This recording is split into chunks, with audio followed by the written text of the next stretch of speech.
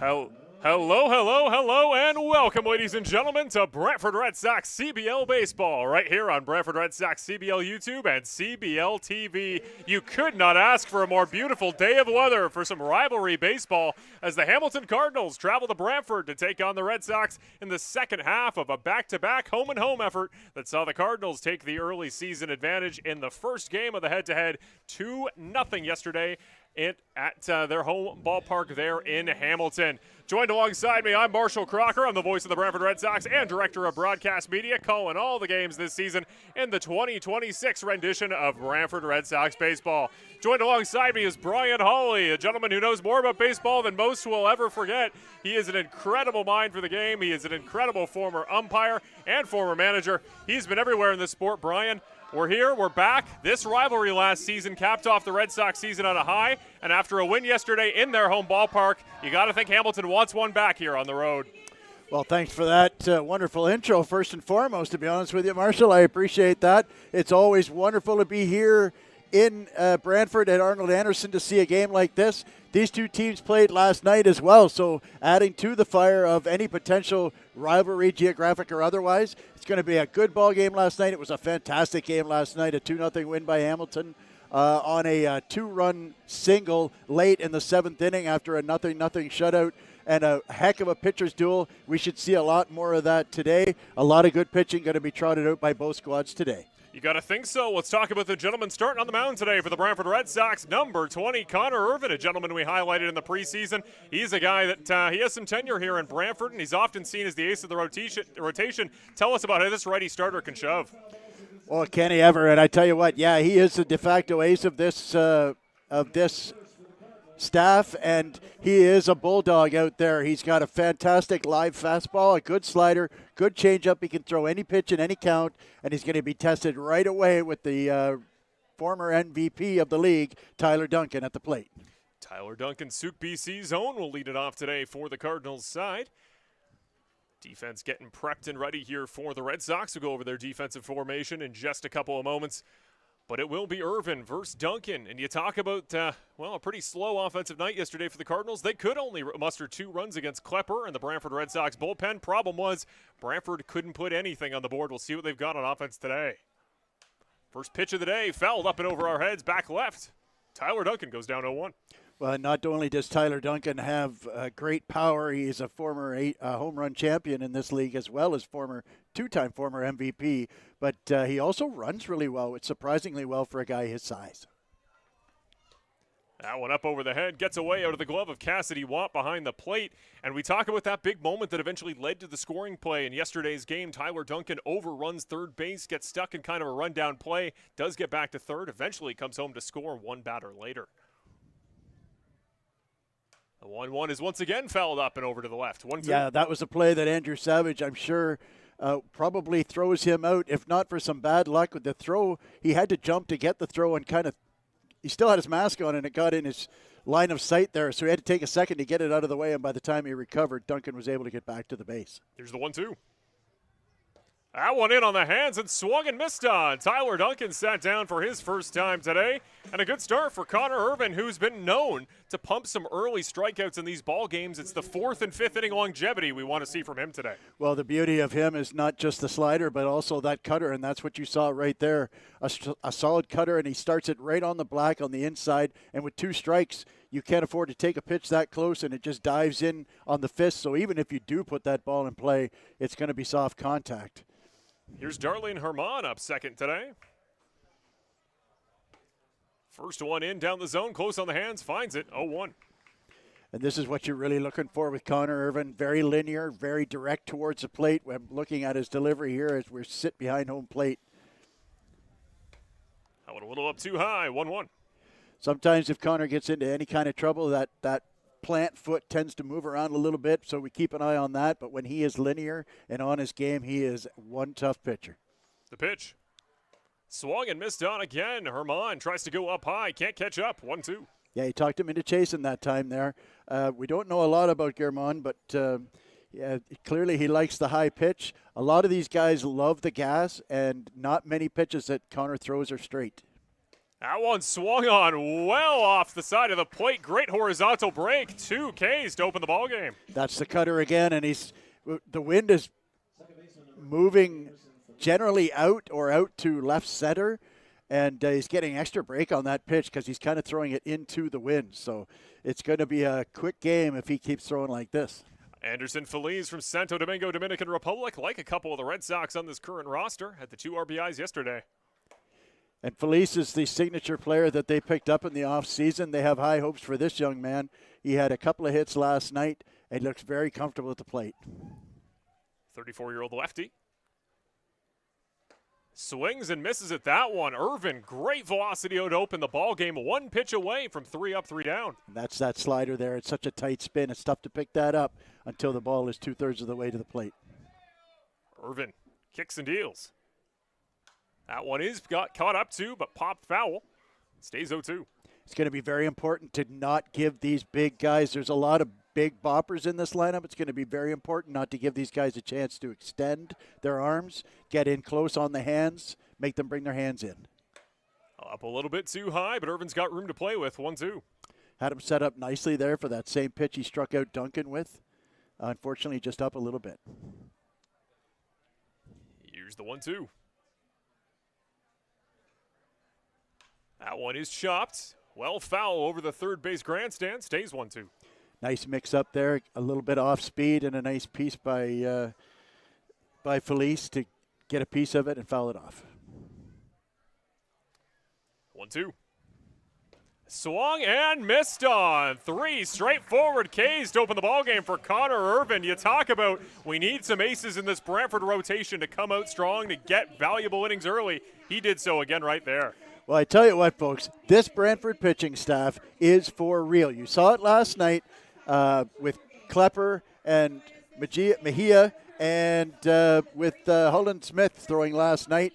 And really, if not for that one play with Duncan getting caught, the next pitch was just fisted over the shortstop and ended up being a 2-run single. This pitching staff is not to be messed with here because not only do you have these good starters, but you've also got a host of arms coming out of the bullpen. And keeping in mind, as good as the pitching was last night for Brantford, they still didn't throw Jorge De La Cruz last night. Well, almost 2 weeks ago to the day, we saw Brody Black hit the first home run of the season at Arnold Anderson Stadium. He kicked off a run of 4 homers by the home side in the contest 13 days ago. Today, Brody Black leads it off once again on offense. He'll come in to face starting pitcher for the Cardinals, Hector Yan. Hector Yan is a left-handed pitcher. He's got a lot of gas. He can throw it up towards the mid-90s. And he also has a live arm. And so the thing is, at this level, a lot of the guys can hit 95 if it's flat. By that, I mean, obviously, not a lot of movement to it. But he does have some movement to that fastball. He's also got good secondary pitches. He threw 5 innings of shutout ball last weekend. He's also got a really nice curveball that really mixes up the speed that makes that 95 heater look like 98. He's a lefty arm. He's got good horizontal break. Always something you worry about with a very righty-dominated lineup like that of the Brantford Red Sox. We'll see what Brantford's got in store today against Yan. And again, we talk about yesterday's game. I want to give a shout-out to Colby Klepper, who started that contest. His second start of the season for a guy that was a long reliever in the bullpen last year. Made his second start of the year. Talk about 6 runs of shutout ball. What a game he played yesterday. Well, now he's got 7.1 innings shutout in 2 starts. And he's giving his team a chance to win every time he goes out. All his pitches seems to move. That cutter of his is absolutely filthy. He's got a nice slider. He's got a live fastball. And the thing that I love about him is because of that live fastball, when he throws the cutter, you're expecting the hard pitch to break in on you as a left-handed hitter, but it actually breaks away from you and gets off the barrel of the bat, gets off the end, and gets soft contact. The 1-0 pitch. That one off the wide side. He missed close. He missed wide. Black goes up 2-0. As you can see, Yan throws hard. Former Guelph Royal. That one in the zone. 2-1. Stouffville, Ontario native Brody Black. Again, 1 home run on the season. Led the team in runs scored last year.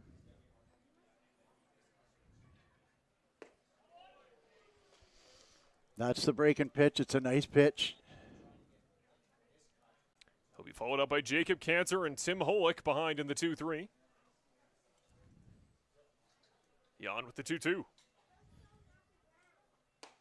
That one misses on the inside again. Great take there by Black. Ooh, Jan wanted that pitch. That was really close. A nice take there by Brody Black. Although, in fairness, I'm not sure he could have hit it. Full count. We'll see if he lets Black extend his hands on a ball here. 3-2 pitch. Swung and missed on. Make that 4 swinging strikeouts to start the game for both pitchers. We saw a pitcher's duel yesterday, Brian, and might be starting to see the signs of one again. Well, this is what we're anticipating tonight. Both these teams have a lot of good pitching. We'll see how many Hector can give the Cardinals. He was not in the league last year. He spent 2 seasons in Guelph. He was a workhorse when he pitched in Guelph. 72 innings in 2024, 2 seasons ago. So you know he can go deep. He pitched 5 innings in his last start. First pitch swung and missed on by Philadelphia's own Jacob Cantor. What a hot start to the season he's had. Well, he's had such a good start, not just offensively, but defensively as well. He's giving them that rock-solid defense at shortstop that you need so badly at this level. The pitch, that one popped up, should be playable. Right fielder tracking under it, that's Dominguez. Makes the catch, had to come back for it in the sun, but does record the second out. That wind's going to play with balls in the air here. Definitely, it's the wind has now changed its direction. It was blowing straight out to center field at first pitch, but has moved a little bit to left center. So as you get a ball hit toward the first base line, it's going to be pushed back fair. Now up next, number 7, Tim Holick. Going to be playing first base today. He's up in the all-important number 3 spot, looking to start any sort of offensive spark in the early innings that neither team could find yesterday. And when we talked about key signings, this was the one for Brantford, and they're waiting to get this guy going. He got a hit in last night's game, which we hope is a harbinger of things to come, because we know this guy can rake. We know he's got big power, and we know he can take over a game. Just a matter of time. Here's the 0-1. That one struck. Played to the third baseman, cleanly gloved. Nice throw to record the out. Holick can't quite leg it. And that is a quick inning for both sides on defense, as both sides come out with zeros on the board, the same way they did yesterday, all the way until the 7th. Yeah, good pitch there. A good swing altogether. He just pounded into the dirt a little bit. Solid play at third base by Rainy Reyes. Solid throw, throwing a seed across the diamond, and gets the third out. So now I don't know if we're going to strike out every batter we face if you're Connor Irvin, but boy, howdy, was he ever sharp in that first inning. And he was not 100% physically. We know from his last start when he threw 2 weeks ago. It's hard. I mean, it seems like forever since we've worked, doesn't it, Marshall? It really does. It really does. I feel like it almost feels like opening day. It's been so long since we've done a game together. But it's a busy weekend for Brantford. It's a 3-game weekend. Friday night in Hamilton, Saturday this game here, and then tomorrow they are down the 401 in Chatham for a 1 o'clock start against the Barnstormers there, who have had a kind of a hit-and-miss start to their season.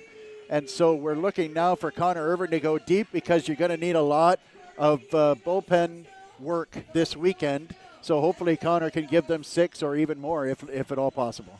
We've got that beautiful new training facility right here, recently opened in Brantford. I don't know if you've seen any of the social media content for it, but my goodness, what a beautiful facility. I know even with the rain out last weekend, even with the 13 days off, the team's been doing plenty of work. And it's one of those things that in any other year you'd say, oh, Brantford's gotten their feet under them. Obviously, they had some rehab, some import players coming over. We still haven't seen Jose Arias yet since he joined the team officially. He is on the ground. He is in the clubhouse. We can confirm has yet to pitch. But that's the thing about this new format in the league, right, Brian? 5 playoff teams, longer season. You don't get much runway to get your stuff together. No, you don't. So when you finally get everybody in and get them going, you better be ready to go. And they've been working hard in the indoor. Jose is here, and he is throwing tomorrow in Chatham. I was talking to manager Terry Smith about that. Irvin's first pitch swung and missed on by Brandon Nickel, today's shortstop, hitting in the 4 spot for the Cardinals. And the former Welland Jackfish is a very good ball player, great defensively, high average hitter, a lot of contact. He can lay down a bunt on occasion. Swung and missed on again. 2 nice breaking balls low. Fool Nickel, 0-2. Well, that slider, when you throw it into the wind, that slider gets an extra couple inches of bite to it, and he is it's just falling right off the table here. The 25-year-old BC native looking at 0-2 here. Cutter outside maybe. Swung and missed high. Make that 4 swinging strikeouts to start the ball game. Connor Irvin, have yourself a day. Well, I don't know if that's exactly where he wanted it. It was the cutter. It was up, but it got it a little more of the plate than I think he intended. But still, when you get that late movement there, you cannot read that pitch. You can't see the spin, and it's on you. By the time you figure out that it's doing it, it's already on you. You're already committed to the swing. and you can throw that to righties or lefties. That's the beauty of the cutter. First pitch a little bit high of the zone to Angel Guerrero. Home plate umpire Knights is going to give it to him. Here's the 1-0. That one struck back at the pitcher. Glove gets a piece of it. Can Lefebvre make the play? He gets there. Nicely thrown. And Tim Holek, we've seen great defensive extension out on that right leg from him to start the year. And if you're scoring at home, that'll be 1-6-3. Excuse me, 1-4-3. Did catch a piece of the pitcher's glove. Yep, so absolutely. You're right. And if it hadn't, that one's surely going back through the infield. So a rare moment there. Well, it's one thing that's really important for any of you kids that are watching out there. It's very important when you're pitching to make sure you finish your delivery in a good defensive posture. And that was the case there with Connor Irvin, who was ready to field the baseball when it came back to him. Got a piece, slowed it down for his second baseman. And Lucas Lefebvre made no mistake getting out at first. That one struck out towards right field. Ranging forward comes Black. Makes the, but no, he doesn't in the sun. Glove gets a piece of it, but the ball drops. Tight play, and the batter gets there. No, the throw misses to second. Has to be grabbed by Ian Antone in left field. Make that 2 bags for Rainy Reyes on a defensive play that looked routine, then fell apart towards the end.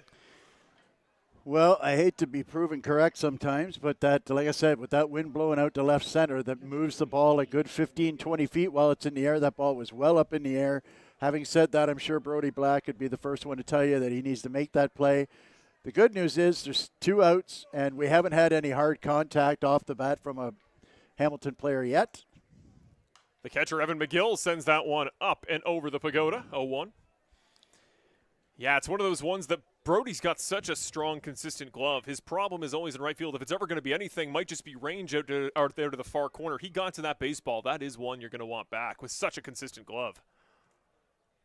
The 0-1. A little bit too high. Evens up the count here on the catcher, Evan McGill. So now you want your infield to be hitting the dirt here. Anything that you can do to knock a ball down to save a run in case it's not hit directly at you. 2 outs, need to be ready for any sort of ground ball here. Gets the bottom corner. He'll give it to him. 1-2 for Irvin. Every once in a while, Connor Irvin will take a little bit off that pitch. As you saw right there, that was a beautiful backdoor curveball. You won't see that too often. The 1-2 to McGill. That one chopped. Over towards Lefebvre. Makes the play on it. Gets it to Holek. 2 scoreless innings to open the ball game for the Brantford Red Sox defense. Hamilton gets a runner on as it's Reyes getting 2 bases on what was almost an easy play at right field. Black loses it in the sun. Luckily, the throw doesn't advance the runner, and Irvin does a good job to shut the inning down before it goes any further. Well, like I said, Brody Black will tell you he should have had that, I'm sure. But at the end of the day, there are no easy plays in right field today because of the wind and the bright sky. And so, again, though, the cutter busts the player in on the hands, and it's a lazy ground ball rollover, as we call it, to second base for an easy 4-3 putout. So at this rate, we're going to be home for dinner. At this rate, boy howdy, we're just running through hitters here. This is so much fun to watch. I mean, you look at what's going on with these 2 teams here. They just keep throwing solid pitcher after solid pitcher at each other, and we're going to play a lot of games between these 2 teams without a lot of runs scored. It was an awesome rivalry last year. There was a certain energy among both dugouts you could really feel in 2025 that I hope carries over into 2026. Thanks to all the Hamilton Cardinals fans watching out there. It was a pleasure watching their game yesterday on their side of things. They put on a great production, and it was a great ball game. I know those that don't love defensive baseball, don't love pitchers' duels, may not have had a great time. I certainly loved the part of the game I was able to catch yesterday. And the question remains for today, Brian, I guess from your perspective as a former bench coach, do you kind of play today for both sides with the knowledge of yesterday's game, assuming today may look as defensive, as pitcher-focused as yesterday did? Or is every ball game a new adventure? You throw out what you had from yesterday? Well, there's a balance there. Number one, you've got 3 games in 3 days, so you're from a pitching standpoint, you've got a plan. You got 3 guys who you hope will get you through 9 innings. Obviously, every once in a while, the plan needs to change. Runs are going to be at a premium. Jan is a very good pitcher, and so it may be time to take this game. You always want to win at home, especially in this league. You want to entertain your home fans. You want to give them an entertaining ball game to watch. But in the end, you want to give them the candy, right? You want to get those wins at home. So they'll do anything they can to get ahead of this game, and that's the one thing that they haven't done yet. They haven't scored early. So this is only game 4 in 2.5 weeks or what have you. But at the end of the day, what we're really looking for out of Brantford today is to try and get that first run. Going into this game, to more answer your question, I would want to score that first run. Let's find a way. Let's get on base. Let's get them over. Let's get them in. Get ahead, stay ahead, and play with the lead. Here's Nick Iannantone, the lefty. Looks at the first one, middle of the zone towards the bottom. Nice pitch there by Jan. This is one batter who has looked extremely comfortable since he dropped in the league here. It's only his 4th game, but every swing he takes seems to be an aggressive one. That one up a little too high, doesn't break down. Evens it up 1-1 to Iannantone, who, yeah, like you say, he's had an exceptional start to the season. And talk about a power lineup. Iannantone, Ortega, Watt, the next 3 up. All great power potential. Absolutely. And not only has Iannantone got power, he can hit for average as well. That one wide off the plate, 2-1. We've seen him face lefties before, and he's ripped them. He just seems to rip, well, everybody except Owen Boone, of course, but he's still got a hit off of Owen Boone. Not many guys can say that anymore. Oh, inside on the batter. Thought it caught the elbow through the swing. I think he just missed that baseball, so it's going to stay alive 3-1. Remember, Chris Ortega on deck. We'll see if he can start to get hot after a semi-slow start, injury-plagued to start the year. Goes around and finds the zone either way, 3-2. Chris Ortega is too good of a hitter to be mired in this early season funk, if you will. At the end of the day, though, he's too good of a hitter to be held down for too long. That one is popped up, so the at-bat stays alive. Third baseman trying to get under it. It'll land in the Brantford bullpen. Came close. Reyes thought he had a play on it. Well, there's where from our perspective, the right to left win, the first base to third base win, the wind dumped it right into the bullpen there. So a nice break for Iannantone. He gets a second chance at a 3-2 pitch. Full count pitch. Jan to Iannantone. That one is struck, put in play, past the second baseman, finding its way out to the right fielder. He'll take the stop at first. Nick Iannantone on the board with his first single of the ballgame. And that just further proved the fact that they're any pitch, any count, any pitcher, right-handed, left-handed, Nick has looked comfortable in every single at-bat that he's had in this league thus far. And he's hitting almost 400, I believe. I know he's hitting well over 300, and he's got a home run to his credit as well.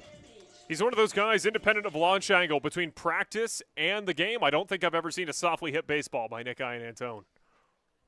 Here's Chris Ortega. Swung and missed on the first pitch. Creeps its way down, 0-1. Pulled the string on that one, a little change up. So runner there on first. Keep an eye on Iannantone's lead. Well, I'm noticing a slide step off that first pitch, too, from Jan. Jan staring him down. Too high and too wide. Nicely gloved by McGill. That was a very athletic play by McGill to get a hold of that one. That really broke. Got ahead of himself there a little quick. I think he's anticipating some running. Nick is not what you would consider a base stealer. Swung and missed again. That'll be 1-2, and not much of a base stealer. Most of the team hasn't been. Brantford yet to record a stolen base in 2026. That was an interesting reaction from Ortega there. He had a reaction like the ball went down like a sinker motion. That was only the second hit Jan's allowed all season last at bat. Swung and missed on for the K. Jan, his second K of the ball game. First out of the inning. Looked like the same pitch there, that last one, where the last two pitches were the same there with some sinking motion. That's not in the scouting report on Jan, a sinker, to be honest with you. That's a pretty nasty pitch, though. Started off with a perfect 7-0 strikeout to walk ratio to start the year. Here's Cassidy Watt. Swung and missed. Thought he caught a piece of the ball there into the glove. Either way, Watt clearing out the little excavation going on there. A little bit, doing some terraforming. Here's the 0-1. Lucas Lefebvre now on deck.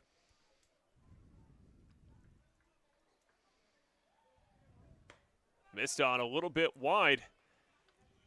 Might have clipped the outside part of the zone. Either way, Watt was able to extend the arms, just couldn't quite find the baseball. Finally got that home run at home last week, so maybe the Brantford Red Sox report-related yips are gone. The 0-2. Oh, yeah. Pulled the pin again, right down the middle. Third K of the day.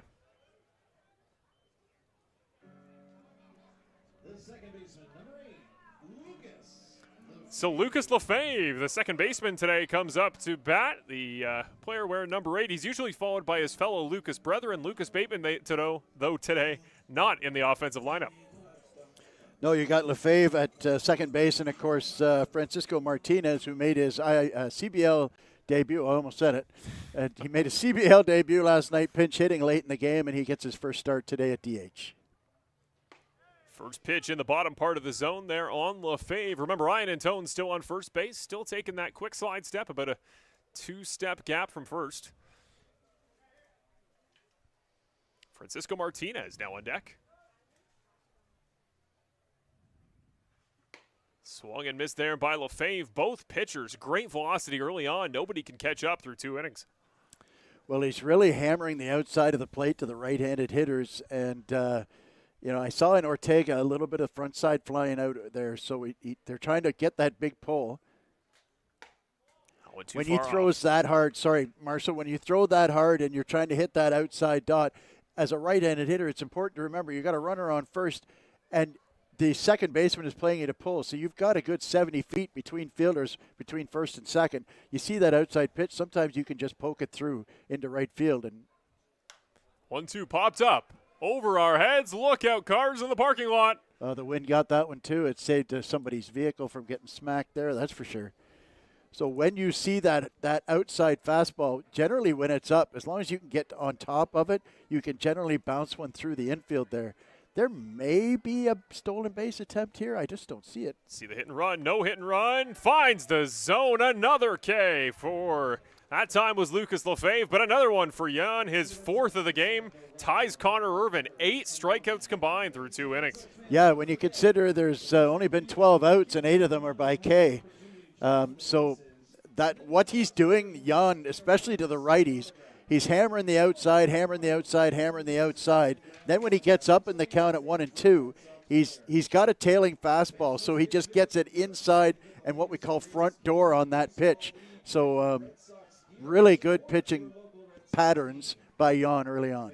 We'll step away and get ready for the top of the 3rd inning. In 60 seconds, we'll be right back on Brantford Red Sox CBL YouTube Baseball on CBL TV, CBL YouTube, presented by Mr. Lubin Tires.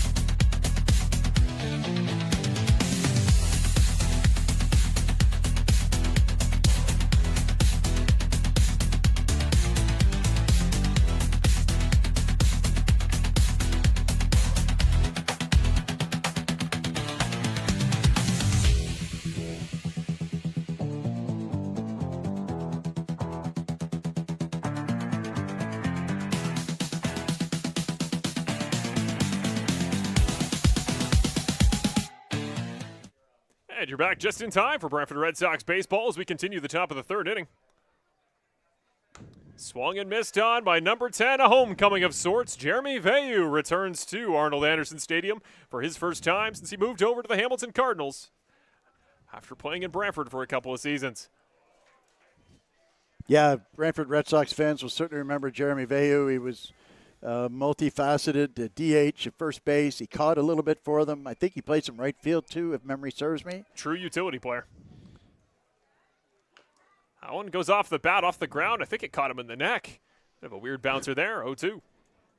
I tell you what, for all of the stuff I hear about the length of games in this league, it's refreshing to see a pitcher like Connor Irvine, who is always the first guy out of the dugout and he's usually out there before the catcher's even ready to receive a pitch, which cuts down the between innings time. And, that's been the going thing at the major league level to speed up game times. And, that you can never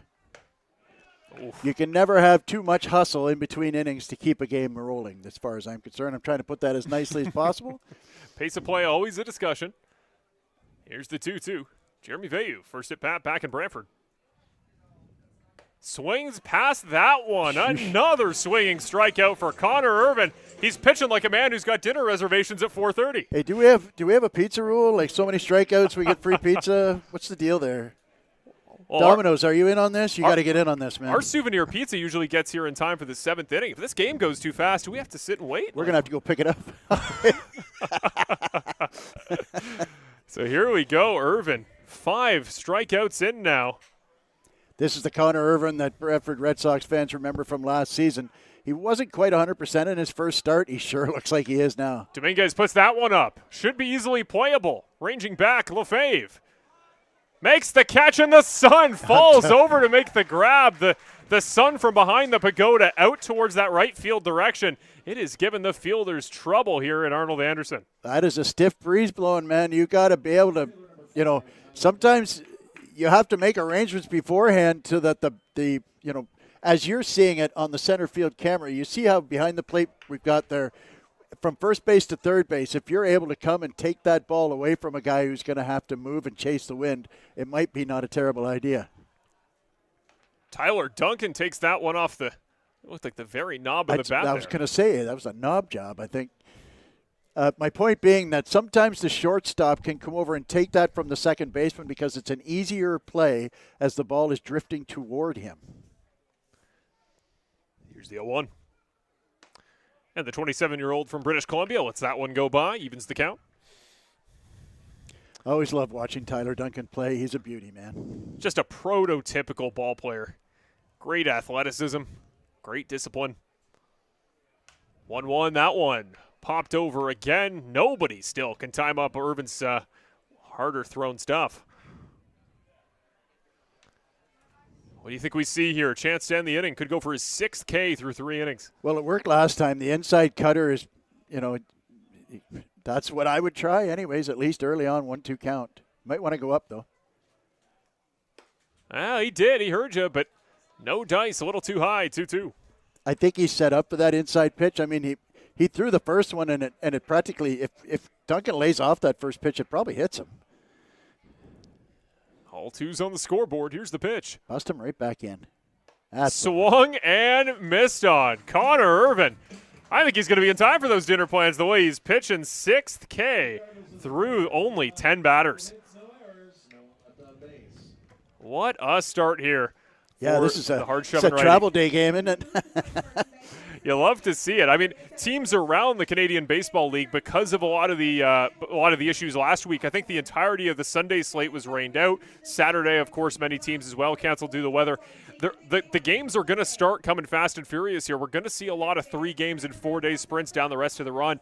How do teams need to be constructed? What do you need to prioritize in terms of availability to survive those long runs of baseball every day? Well, there's always that tough balance of having the right amount of pitching, specifically starting pitching. And so you don't want to carry 4 starters when you're only generally playing 2 to 3 games in a week. But you have to have the ability to throw someone for a 4th game if you're picking up picking up a game that was rained out or postponed for whatever reason.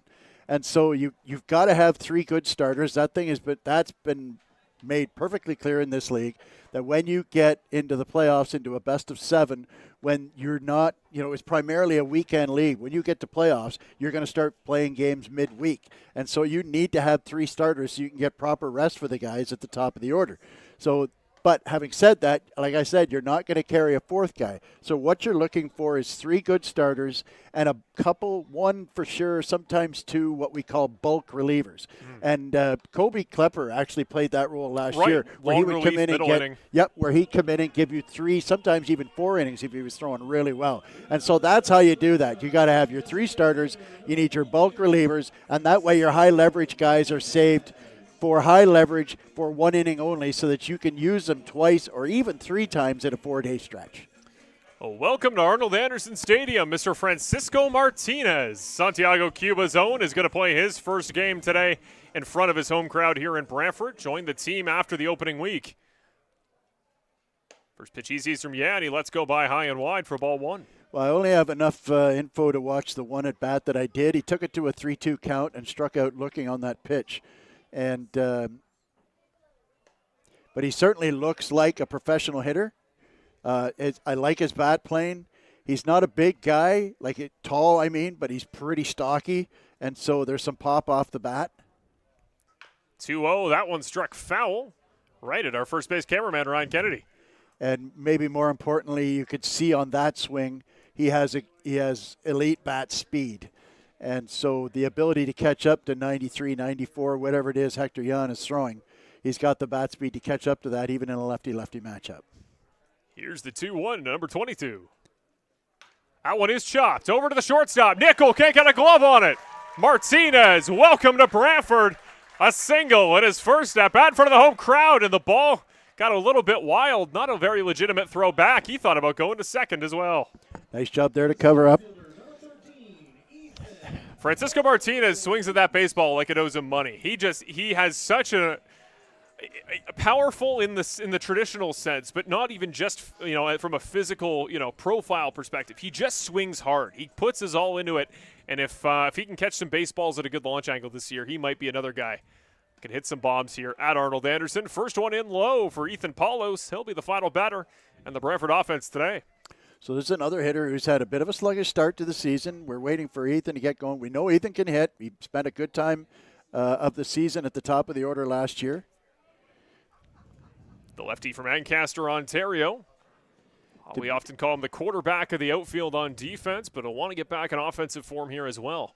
I was a little surprised maybe he didn't lay one down here with the top of the order on deck. Martinez on first. Gets a piece of it, bounces away foul right at Jacob, our new bat boy. Nice hands there. Good mechanics by Jacob, picking up that ground ball between his legs, out in front. Good job, kiddo. Something of a dynasty of ball boys forming here at Arnold Anderson. Of course, Emmett, an all-star last year. Emmett was an all-star last year. Here's the 0-2. Yep. Right down Main Street. Hector Jan, he's doing his darndest to keep up with Connor Irvin, isn't he? The K's going back and forth both ways. We got ourselves a good old-fashioned pitching duel here, folks. So here's Brody Black up again. Last season, he went back and forth with eventual league RBI leader Chris Ortega on RBIs early in the season. Would be a huge opportunity to get one on the board here with Martinez waiting there on first. Whew. Well inside, almost catches Black. Martinez not taking a huge lead there on first. Again, no swipe bags yet this year for the Red Sox, and Hector Jan has yet to try a pickoff move. The 1-0. Swung and missed again. The velocity popping off the screen for both arms. Well, it's a good hack there, though. He was right on that pitch. So an even 1-1 count. Jacob Cancer back on deck. But I think what I'm really keeping an eye on here is how much he pounds the outside of the plate. He's liable to come back inside here. Swings and misses again. Now 1-2 to Brody Black, who struck out swinging in the first. That was not where his catcher asked for it, but he got it up high enough. That perfect height where it's out of the zone. It's too high to hit and too low to lay off of. We'll see what Hector Jan goes with here. Just look outside, stay away, and go with it. Hey, get him. Called strike 3 there for Hector Jan. Had the arm up in the air. He wanted that one, and he got it. Well, it's interesting, his reaction, because the catcher asked for the ball on the outside. He threw it on the inside. So he missed his target by about 18 inches, but he still threw it for a strike. So celebrate him when you can. Jacob Cantor back up again. Remember, his viral web gem of the year last season was walking a ball game off against this very club. Popped out to Carlos Dominguez back in the first inning. See if he can get that momentum against the Cardinals back here today. That one struck very well. Out towards left field. Ranging under it. Can't get there. The throw back in. Holds the runners, but Jacob Cantor looked eerily similar to the one that walked off the 6th home game in a row last season. Great start for Philadelphia's own. Nice piece of hitting on there. He was sitting on that inside fastball and knows once we've been around the order once. A lot of these guys haven't seen Hector Jan because he wasn't in the league last year. And so now you've been around the order, and this is the time. This is right here, this at bat. You're trying to get Holik to break out. He's your horse. You got a runner in scoring position in a super tight ball game. So this runners. is where you need your horse to come up for you in a big clutch 2-out base hit. Huge spot. Runners on first and second. Holick chops that one just foul. Bounces off towards the Hamilton bullpen. And, yeah, I mean, Tim Holick last year, only 11 games for the Red Sox to start 2025. OPS to almost 1,100 in that time. We know he can get hot. Yep, sorry, we know he's going to hit. It's just a matter of time before he does hit. And let's hope right now is just a perfect time to break out. Great showing here at Arnold Anderson. They'd love to see the first RBI of the ball game here. Ooh. Go, go, go. Catches up. It is wild. Both base runners will advance. And a weird pitch there. So high, I almost caught Tim Holick in the clavicle. Yeah, that one just slipped away from the catcher there. And McGill, who has been very athletic and getting a couple of pitches for Jan, that one just popped right out of the glove there. And so now it's even more important to put the ball in play at the very least and make them make a play to get you out, because you know if you can run out an infield grounder here, it's going to score a run. Huge pitch, 0-2. Oh, great take there, high and wide, but not by much. Holick's now 1-2. You know Holick has seen guys that can throw this hard with that kind of life on it. Nobody's timed up Hector Jan yet on that fastball high. Is this the time? Runners on second and third. Whoo-hoo, catches up to a breaking pitch there that finds the bat but not the barrel. Nice piece of hitting there just to foul that one off. That was a really well-located pitch in his hands. Ian Antone is on deck should his services be needed in this inning. And Jan has been trying to get to front door these guys to start the ball inside and have it break back onto the corner of the plate. It wouldn't surprise me if he tried that again here. 1-2 pitch. Swung and missed on, and a yell of excitement from Hector Jan. He is fired up, and he's got every right to be. What a start for 72. Well, that's a shame there. I thought maybe he was going to put that ball in play. That was a well-located fastball right on the outside of the plate. Got it up a little bit. And like I said, we've got a good old-fashioned pitching duel going on here, man.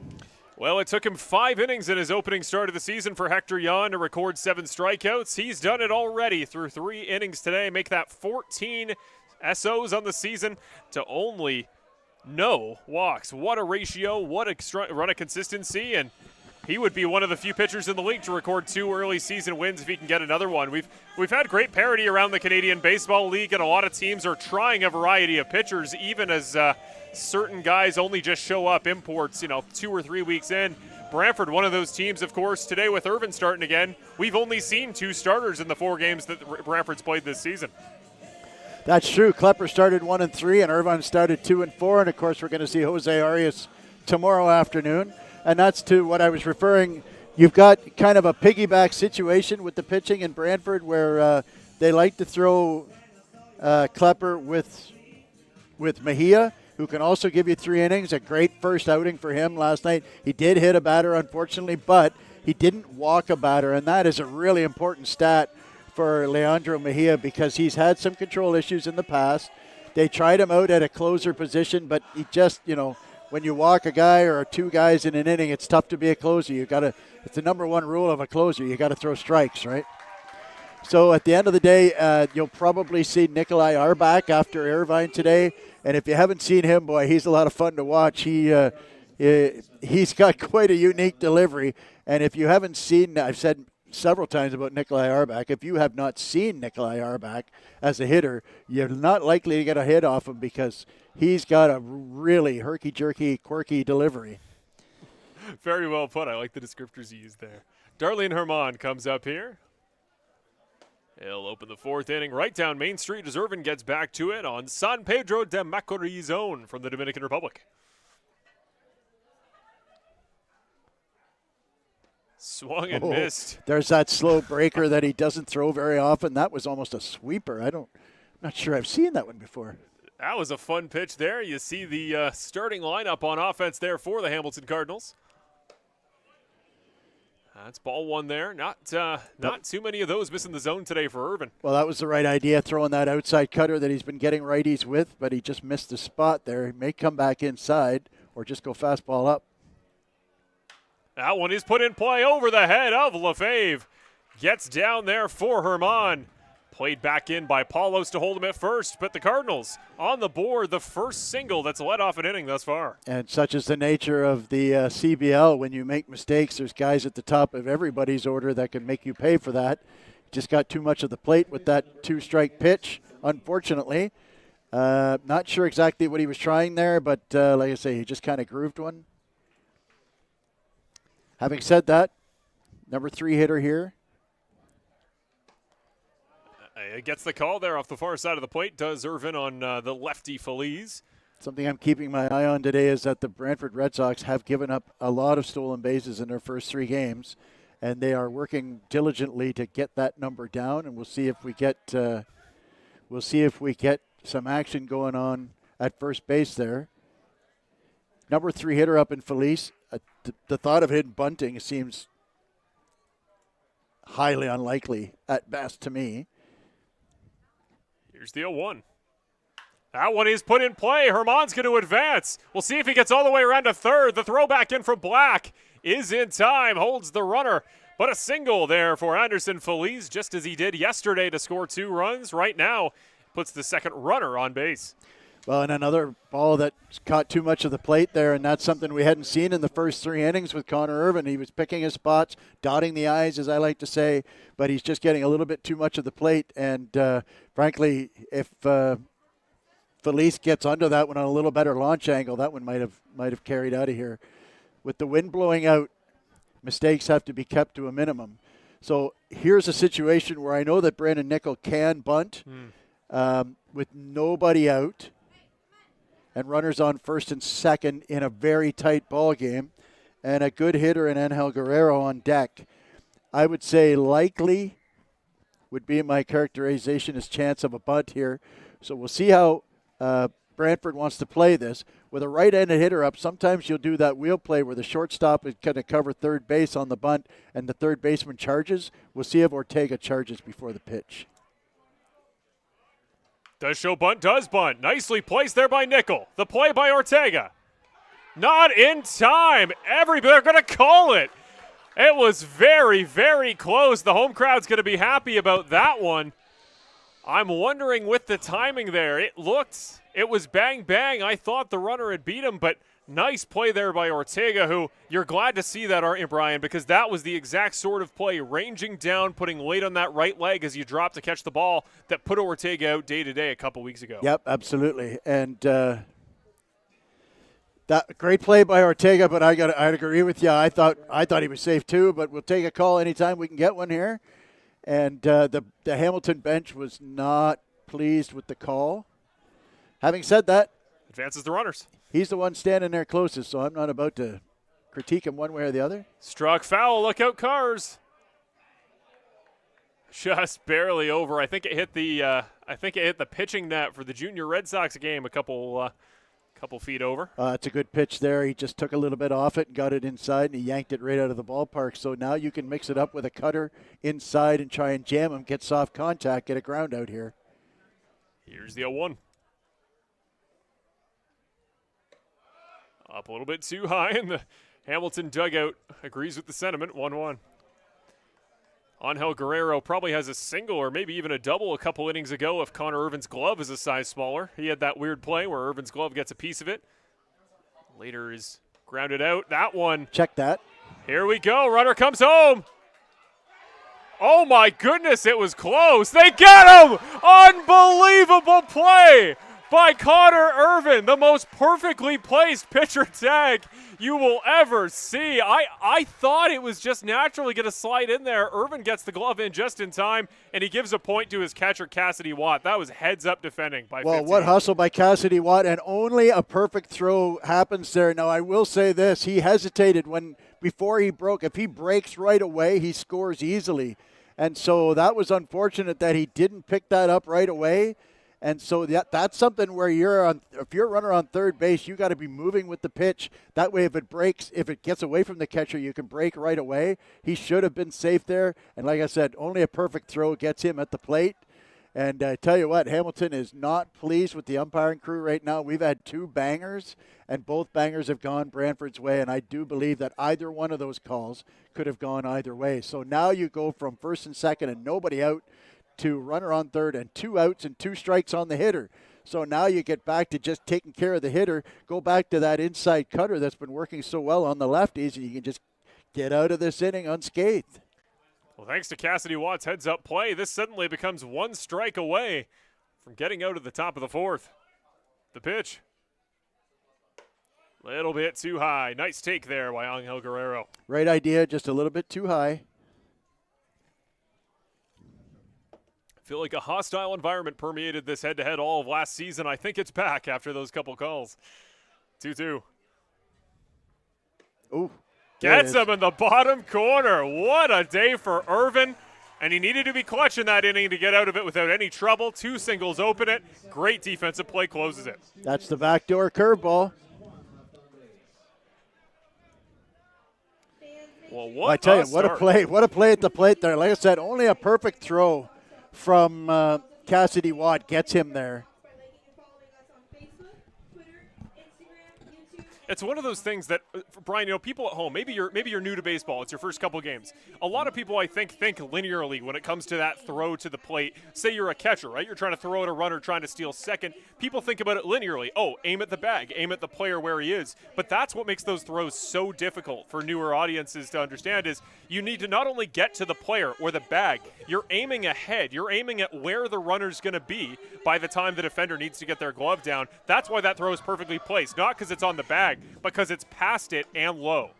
The throw is exactly where it needed to be so that all Connor Irvin had to do was catch the baseball, and then the runner slid right into his glove. And that was the important thing because he had no time to catch it and make the motion down to get the tag. It had to be perfectly thrown so that the runner would slide right into the glove. That's what happened, and that's why they got the out call there. Because and this is going to sound weird, it looked out. Right. You understand what I'm saying? It looked out because it was a perfect throw. The runner slid right into that, and I'm sure there's Hamilton fans that are thinking he was clearly safe. You can argue one way or the other. Again, that's what bangers are. Everybody looks at a banger and go, how could he miss that call? Sometimes he does and sometimes he doesn't, keeping in mind that unless you are a fan of the league and not a fan of either one of these teams, the umpire is the only one in the ballpark who actually has an unbiased opinion of the play. Baseball's about hundreds and tenths, not seconds and minutes. That one wide off the plate for Ryan Antone as Hector Yan comes back up for his 4th inning of work. Ryan Antone singled. Back in the 2nd inning was the first hit of the day for either side. That one struck. Finds the gap between first and second. Ryan Antone, another hot start like he's had a couple times this season. Shows the gesture to the home dugout back on base. And we didn't see any innings start with a hit through the first 3. Now both halves of the top of the bottom of the 4th have started with a single. And Nick continues his hot start. He's 2 for 2 today and has got his average up almost to 400, man. Tell you what, now's the time. You see, I'm watching Chris Ortega. I thought he was kind of flying the front side open like he really wants to hammer something. So be patient and wait for that pitch to come inside. If the pitch is outside, hit it where it's pitched. Knock it through the hole and get yourselves first and second up for Cassidy Watt. Sometimes to break out of a slump, you just got to bleed one through the infield. Still looking for his first hit on the new season. Right down Main Street for strike 1 there. That's that sinker that he threw last time, and this time he laid off it. So that means he's seeing it better, and that's an improvement immediately from the last at bat. This will be Hector Jan's 50th pitch of the ball game. The 0-1. That one is put in play. Popped up. Can the center fielder get under it? Yes, he can. Tyler Duncan ranges out, gets the glove on it. It had pretty good range. The angle, though, didn't leave much to be desired. A little bit too high. Well, I tell you what, that was a mistake. He saw an outside pitch. He hit the ball up the middle. He hit the ball hard and on a rope. And that, not all outs are bad at bats. That was a good at bat. He laid off that sinker pitch that fooled him twice in the last at bat, and then he got a pitch up and he hammered it to center field. So that is very good progression at bat for Christian Ortega. That one well low, nicely blocked there by McGill. And Cassidy Watt here, he talked about his new power-focused swing. He changed his swing mechanics in the offseason to try to get more long balls, those warning track balls he had plenty of at home last year, to turn into homers here at Arnold Anderson. He got one a couple weeks ago. He'd love number 2. Wide off the plate, he's going to start getting a hitter's count soon, 2-0. And I tell you what, if he gets a gapper out to the fence in left center, the fact that the throw-in is coming against the wind is actually effectual. That one extra second might be the difference between scoring and not scoring. That one low in the dirt. Now 3-0. Ian Antone still on first base. Heads up. Bit of a miscommunication there. Well, it's just Jan didn't want the ball, and he fired it at the Brantford bench. And I felt bad because manager Terry Smith, for those of you who don't know, he's on crutches with an injured left leg and isn't able to move out of the way of that. So I was a little worried for Terry there. Not many owners in the league are as involved as Terry to have to go on their team's injury report. I'll tell you that. Not many owners in the league in any league are as active as Terry Smith is. 3-1 now to Watt. Right down the middle, you can tell Cassidy's he's making Jan earn these strikes. He did earn both, 3-2. Lefebvre on deck. Doesn't make any sense here, but I feel like I might start a runner. The pitch. That one is chopped in play. Gets by the third baseman, Cassidy Watt. Singles to keep the run alive. Ian Antone will advance to second, and here comes Lucas Lefebvre. Well, for the second inning in a row, the Brantford Red Sox get a runner into scoring position. This time they've got him in there with less than 2 out, and so is an opportunity here for Lucas Lefebvre. Well, Hector Jan came into today's ballgame after his first start. 5 innings, only 1 hit allowed. He's going to leave with at least 6 today. We'll see if Brantford can keep the gas pedal down, create a little bit more offense, maybe finally score the first run of the head-to-head through 2 games.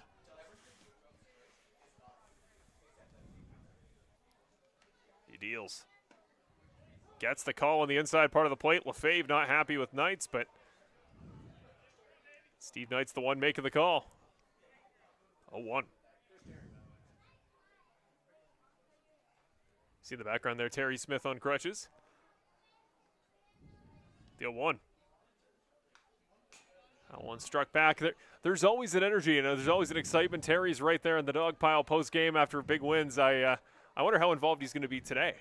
Well, he was already the first one out when they got out of that last inning there, to be honest with you. He's moving a little slower than usual, but he has boundless energy, that gentleman, that's for sure, man. He is so much fun to talk to.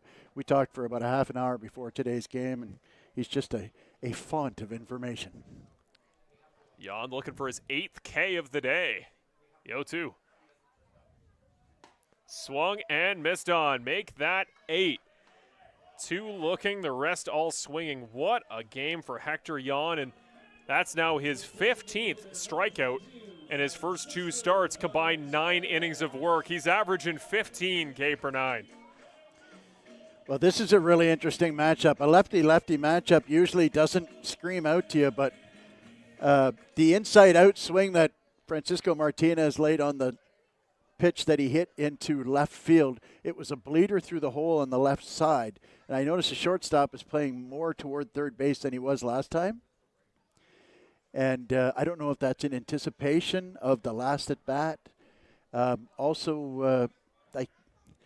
This is the opportunity. I mean, Nick needs to get a good jump at second base there. Anything gets through the infield, he needs to score here. A little bit high, gets away. Nick really thought about it, does decide to backtrack.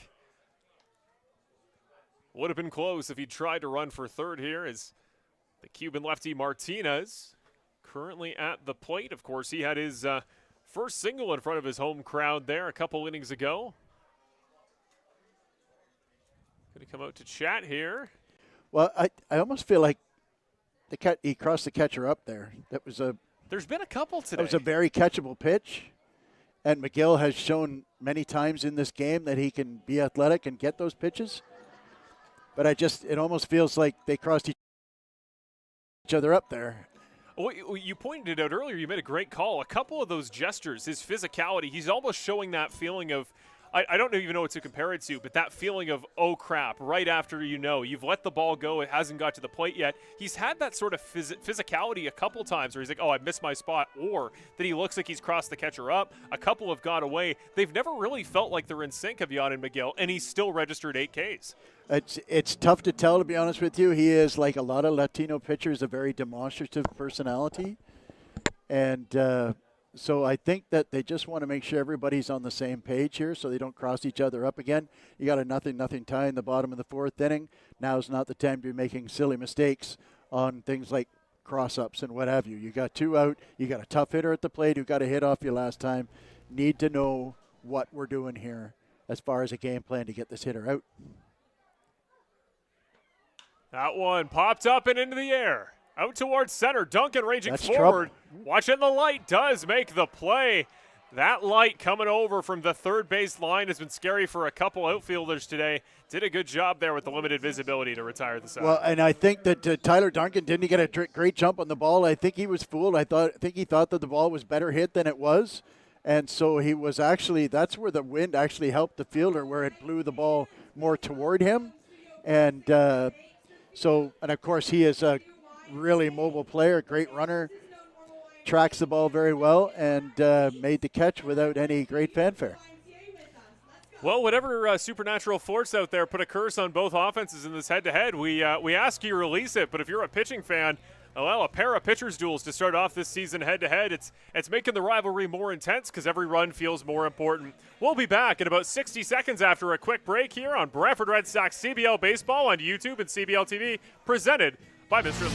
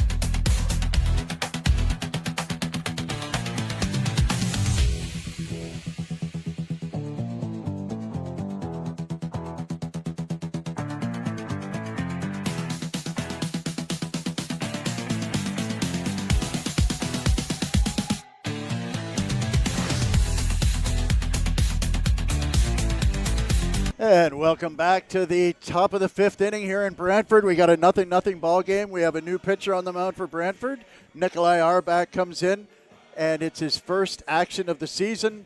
And Nikolai Arbach, you can't mistake him in a crowd, man, because that's what you see in the crowd is one head sticking above the crowd, and that's Nikolai. He's 6'7", if memory serves. And Marshall's got all the stats on Nikolai you want to know about. I do. Nikolai from Hades, South Dakota, formerly pitched at Dakota State. Also pitched out of Alaska. His right-hand fastball tops out somewhere in the ballpark of 90, 91 miles an hour. He's got a great arsenal of pitches, and he's back here in Brantford. Wasn't on the opening day roster. We're glad to have him back. The first guy he's going to face is Reddy Reyes, the third baseman, and he immediately shows him that fastball, and it's a strike one pitch. One thing I remember about Arbach last season, really good control of each end on the extreme of the plate. Is going to do a really good job getting on the inside of the hands on righty hitters. Did so there.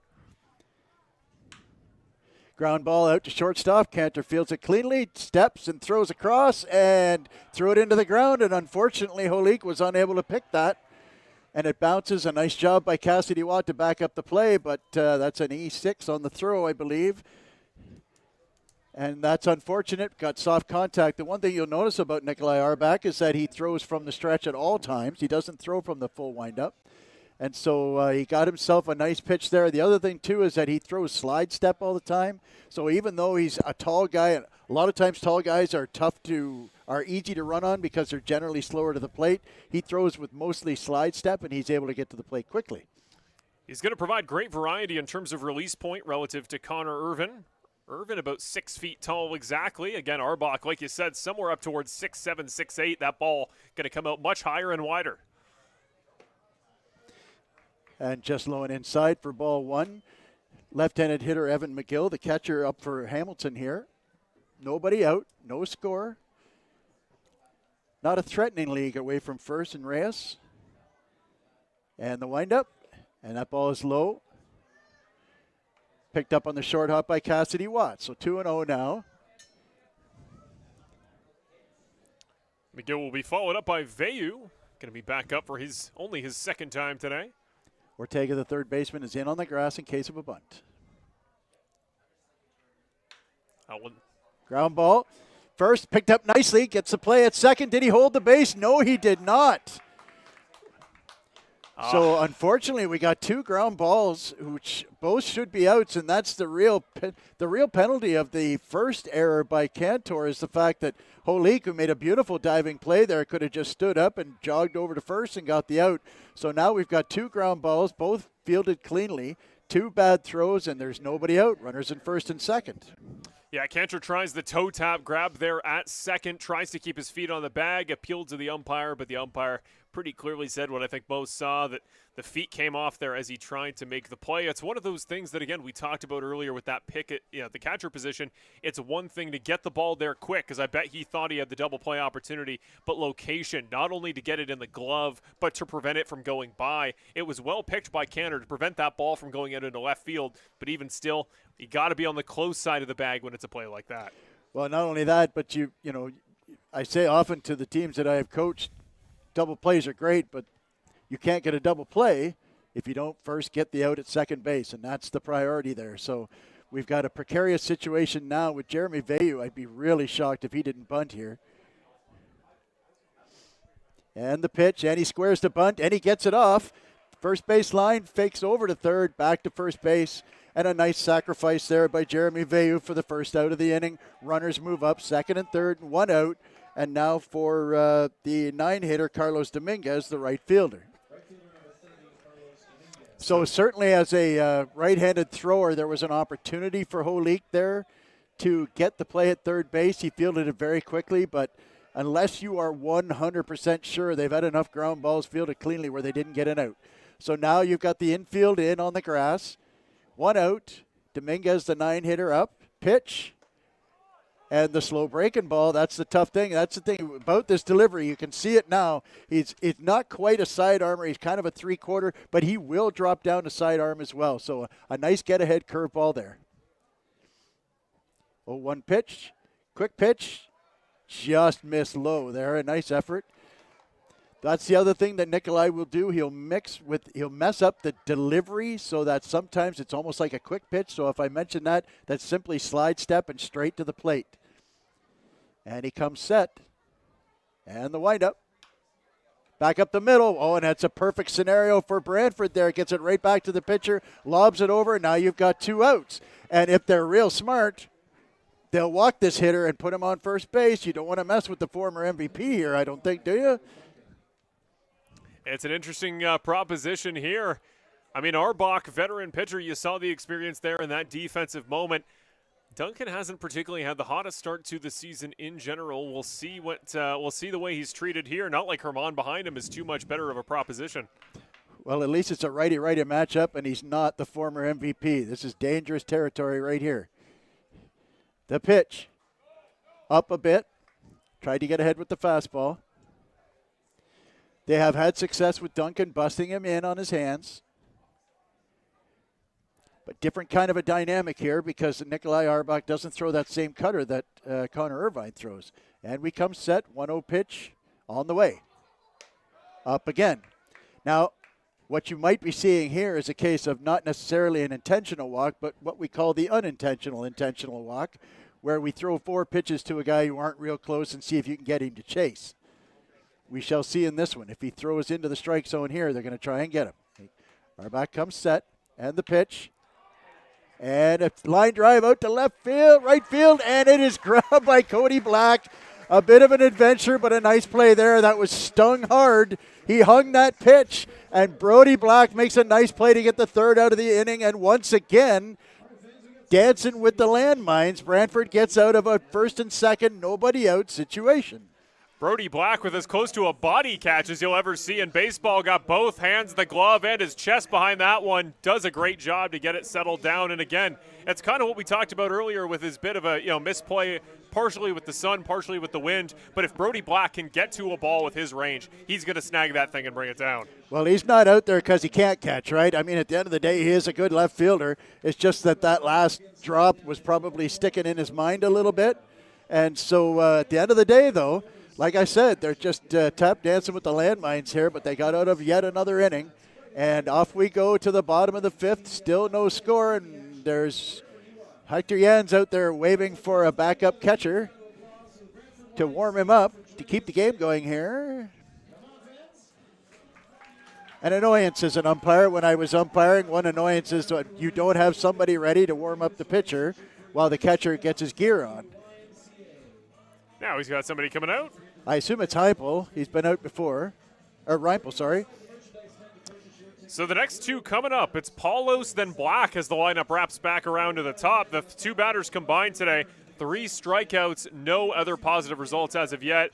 Paulos, of course, generally speaking, kind of wanting to get his legs back under him. And again, we remind you, he hit quite well in terms of average last season. He led off quite a few games for this ball club, ended up with about a 325 average. Yep. He's a guy that he's not always going to give you big pop potential, big power potential, which isn't necessarily what you want in that number 9 role because Cantor's even got a little bit of pop. The way the power profile works here for Brantford, you want a true almost your second leadoff man around in the 9 spot. Paulos has that potential. He's just got to get out of this bit of a preseason slump, same way Chris Ortega's going through one. That first hit, Brian, you got to think, could make such a difference. Oh, it makes all the difference in the world. It just makes you feel altogether better about life. And and we know Paulus can do that. And the thing about this situation here is that Hector Jan definitely falls off the mound toward the third base side, and the first baseman plays very deep. German plays very deep. So this would actually be a really good opportunity to lay one down and just do a drag bunt down the first base line. I think he'd get on easy. But the first pitch is in the dirt.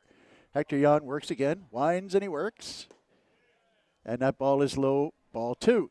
2-0 here now in the bottom of the 5th inning, and we are just flying right along as we've played about 4.5 innings in a little over an hour. 2 weeks ago, I don't even think the sun delay was over this far into the ball game, let alone. We've just played 4 innings in about the time of a sun delay. Connor Rubin out of the ball game. Maybe he can make those dinner plans a little bit early. Absolutely, he could. And the 2-1 pitch is low and outside.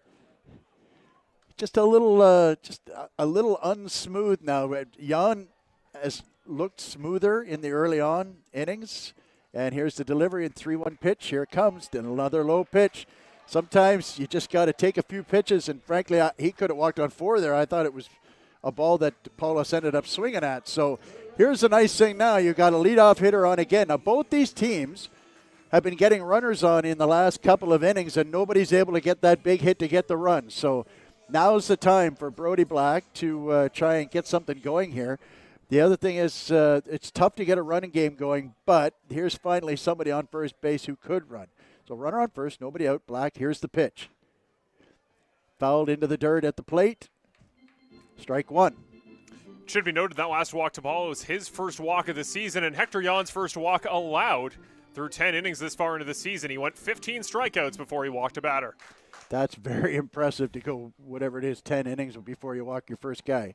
Comes set, pitch, nice breaking ball there, drops in the back door, and it's 0-2. Now you've got Brody Black who's got to put the ball in play here to try and advance the runner. Jacob Cantor on deck has a hit today. And the pitch.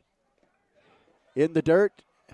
Automatically out because there's a runner on first. So an unfortunate at bat there. Good morning, good afternoon, and good night. 1 out now for the number 2 hitter, shortstop Jacob Cantor, who has had a very good start to the season, batting well over 300. In fact, he may be approaching 400 himself. And Marshall, I think that this might be a really good time to start a runner, put a little hit and run on, put a play on, get some action going on the bases. Got great speed in Paulos. And You have the opportunity. Pitch is up. Not to mention the fact that Cantor is a good contact guy. He doesn't swing and miss a lot. I'd really like to see something get started here, but I didn't see a lot of action out of the third base coach. And the pitch. Good take there. We got a 2-0 count. Looked to me like you went to argue with the call before the call, and he actually got it to go his way. Well, I think he was just saying, no, I didn't swing, because he did flinch at it. He was tempted. Jan Cup set for the 2-0 pitch, and the pitch. Another good take there. 3-0 now. He's got great discipline on choking up on the bat. Really just, generally great mechanics. Good hip rotation, but he can stop on a dime when he needs to. Absolutely. So 3-0 pitch. You got to think he's taking all the way here. And he is. It's a strike. 3-1. It's what you saw from Cassidy Watt earlier. Goes up 3-0. Is going to make the pitcher Jan work for his strikes to earn them. Watt later singled on that third attempt. And the pitch. Short hopped and eats up the second baseman. He could go to third here. Paulus turns and guns it and gets to third. A hard line drive ate up the second baseman. That's Felice out there, and it was too much for him. I think it stayed down, and frankly, I think that's the magic area. I was going to say. The Bermuda Triangle that we keep talking about, that one area that doesn't bounce like it's supposed to bounce. It's the 10th defender at Arnold Anderson Stadium. The weird dirt mound in the line to second base. Ask Lucas Bateman about that. So now what you've got is a best possible scenario for Brantford in a tight ball game. You've got your number 3 hitter up with a runner on third and less than 2 out. So obviously Hamilton is looking for a double play ball here, and Holik is just trying to hit a fly ball deep enough to score this run. The pitch, fouled straight back. He was right on that pitch. And the crowd goes nuts because the ball sticks in the back catch fence there. Out to grab it is Ian Antone. Boy, he was right on that pitch, wasn't he? Fouled his straight back, got stuck in the backstop. 0-1 pitch now. Takes the sign. Big lead on first for Cantor.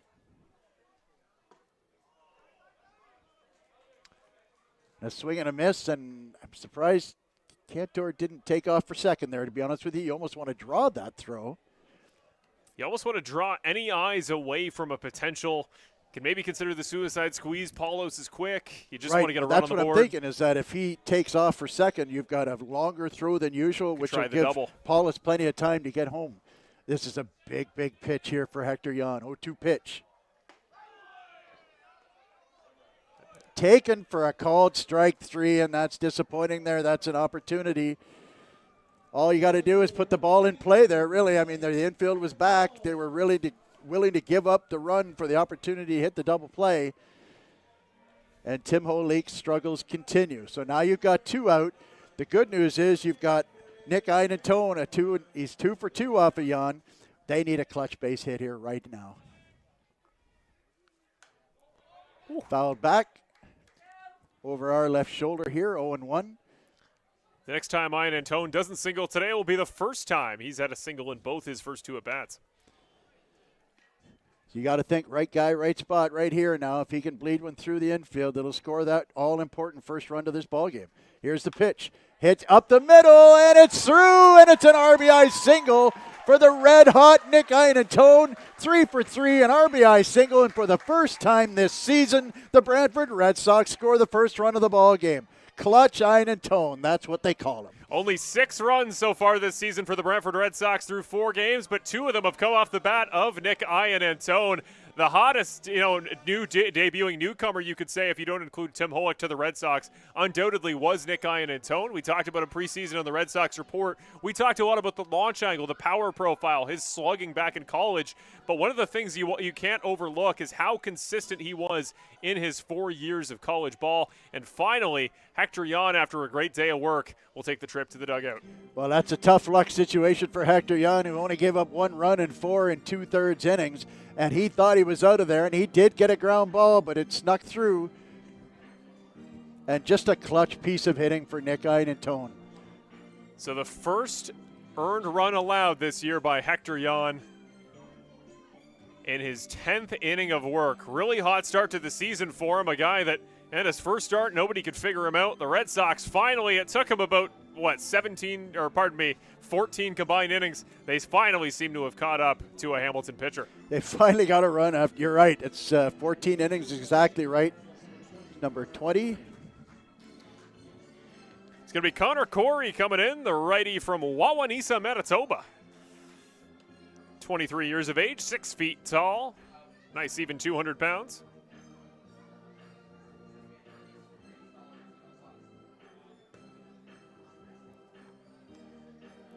Corey will play in his 3rd season of Cardinals baseball by appearing in this game. He's got a career whip at and around 1. Expected to give up an earned run, give or take every 3 innings.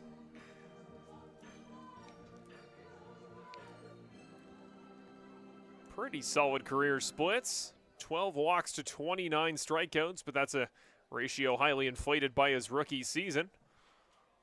We'll see what he can give them here in the middle innings. And this is often the really important transition phase, isn't it, Brian? I feel like CBL-wide to start 2026, we've seen a lot of runs scored the first bullpen arm to come in the game.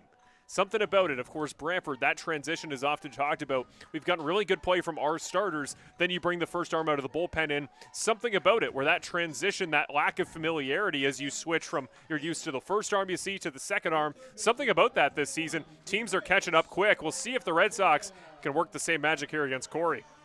Yeah, we call those bridge relievers, the ones you want to try and get into the later innings. And Connor Corey is a guy who throws the ball hard. He's got a live fastball, slider, and a pretty good changeup too. So we'll see if Chris Ortega can break out now as well and get that all-important second run in for Brantford. Corey comes set, comes to the plate. Tailing fastball in for a strike. Ortega, we know, has it in him to be a big-time hitter for this Brantford team. It's kind of an unconventional approach to getting the signals in. He comes set, stands on the first base side of the rubber, and the pitch. Slider, fouled off to the third base side, 0-2. So we've seen that live fastball that's breaking in on the right-handed hitter. That was a called strike, and then the slider that breaks away from the right-handed hitter. So the question is, what will we go now? He's got him set up for another slider. He could bust that fastball in on him. He comes set, checks the runners around him. 0-2 pitch.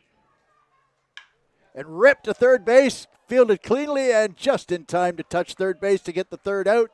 And again, that's another good at bat for Ortega, just not translating into a hit yet. So through 5 complete, finally the Brantford Red Sox break through and score a run. It's 1-0 Brantford heading to the top of the 6th, and we will turn the play-by-play back over to Marshall. Oh, it was a pleasure having you there, Brian. It's fun to do the other side of the role, and certainly a gentleman I'm sure you'll hear do a full game in the number and the primary PXP spot some point later in the season. And let's take a moment here as we head over to the 6th inning to shout out some of our awesome partners here that make all this possible on Brantford Red Sox CBL YouTube and CBL TV Baseball. First of all, our presenting sponsor, as always, Mr. Lube and Tires. Mr. Lube and Tires, we thank them for all they've done to make this season possible, and of course, playing a role in the title sponsorship for Arnold Anderson Stadium. Also want to give a shout out to our next sponsor, Montana's Barbecue and Bar. We had the pleasure to do a little bit of a preseason meetup there, Brian. Of course, one in Brantford, one anywhere and around. Great deals, great wings, and a great steak, you said, preseason. Had a heck of a 7-ounce sirloin that I would say was to die for. So check out Montana's Barbecue and Bar, Brantford, or wherever you may be attending. Next up, we got Popeye's Supplements. Put together a great package preseason for all of our players. And, of course, they are my official provider for any supplement needs. Popeye's Supplements, we thank them for their support. And a gentleman who got plenty of airtime last week, Terry Summerhays, on behalf of the RE/MAX Realtor team. He his something about his banner out there in the right field line. He's got a billboard they just installed. It's kind of center right. Something about it, the way the jet stream worked out last week. Every single home run we saw, basically where your screen is, that's about where the billboard is, and that's about where every ball happened to land. You see that blue sign in the outfield. So I'm not sure if there's some sort of backroom deal of, hit next to this sign in particular, but that's impressive work if we created some sort of sponsorship deal related to ball placement. What was that from Bull Durham, right? Hit the bull, win a steak. That's right. Exactly. Exactly. Oh, man. I'd love to make that some sort of incentive. Maybe the homeowners out there in left field with the big fence, if he lands in their backyard, they'll create some Put sort a of kiddie pool out there, drop it in there, win a trip to the beach. They're watching. I can see people out there on the patio of one of those houses watching. Talk about premium real estate here in Brantford. Now, here's Darlin Herman up once again. Right down Main Street, he watches the first one go by as Arbach gets ready for his second inning of work. Well, the beauty of Nikolai Arbach is that, the first time around, he has such an advantage because of the quirky delivery. Popped up into the air. Under it is Holick. Almost right on the bag, falling back once again. Little bit of wind, visibility a question. No catches routine here today. Well, and I tell you what, Herman was standing at the plate, basically. That ball came back fair. And if Holick drops that ball, he still gets you out at first base because Herman wasn't running that out. That's a great point. That was would be worthy of a conversation, I would think. Put it delicately. That one right down the middle again. Arbach doing a great job controlling the zone. Well, the beauty of that three-quarter, almost sidearm delivery is he gets a lot of life on the fastball. Arbach was often a starter last season, second on the team in strikeouts. Swung and missed down there for 0-2 by Anderson Feliz. The other thing, too, that he can do there, instead of just having it kind of spin arm side, he can get on top of that ball and get some good sink action to it as well. Here's the 0-2. Well, too wide. Nicely caught by Watt. The other nice thing about being 6'7" with long, lanky arms is you feel like you're only 40 feet away from the batter when you release the ball. Probably doesn't spend a lot of time in unfinished basements, though, so it's a give and a take, Fair enough. Oh, there they it is. Give it to him. Felice doesn't like it, but that pitch has been there all day. Had 53 strikeouts last season, make that the first of his new 2026 campaign. He was only beat by one player in the Red Sox rotation for strikeouts last year. It was the gentleman that opened the ball game for him, Connor Irvin. Who led the Red Sox in just about everything. Talked about him on the Brantford Red Sox Report. Be sure to check out episode 1 if you haven't yet this season. Me and Brian broke down all the preseason info you need to know, and we kind of look like soothsayers. I think a lot of the players, a lot of what we highlighted specific have come to pass, so check that out if you haven't. Next episode should come out sometime next weekend. Soothsayers. It's a new one. Put that one in your pickup cart. I got my crystal ball out. Although if you watched Ian and Tone play in college, it didn't take a genius to know he was going to have success at this level, that's for sure. Hey, you got to give ourselves a little bit of credit, Brian. We had to read the incredible stat sheet to tell you about the incredible stat sheet. That's a little bit of work. It took us years to learn how to read, so give us a little credit here, guys. Come on. Here's the 2-0 pitch. That one struck, is in play, past both the shortstop and third baseman. Behind it's Ian Antone, gets the throw back in, and stand-up single for Brandon Nickel, his first of the day.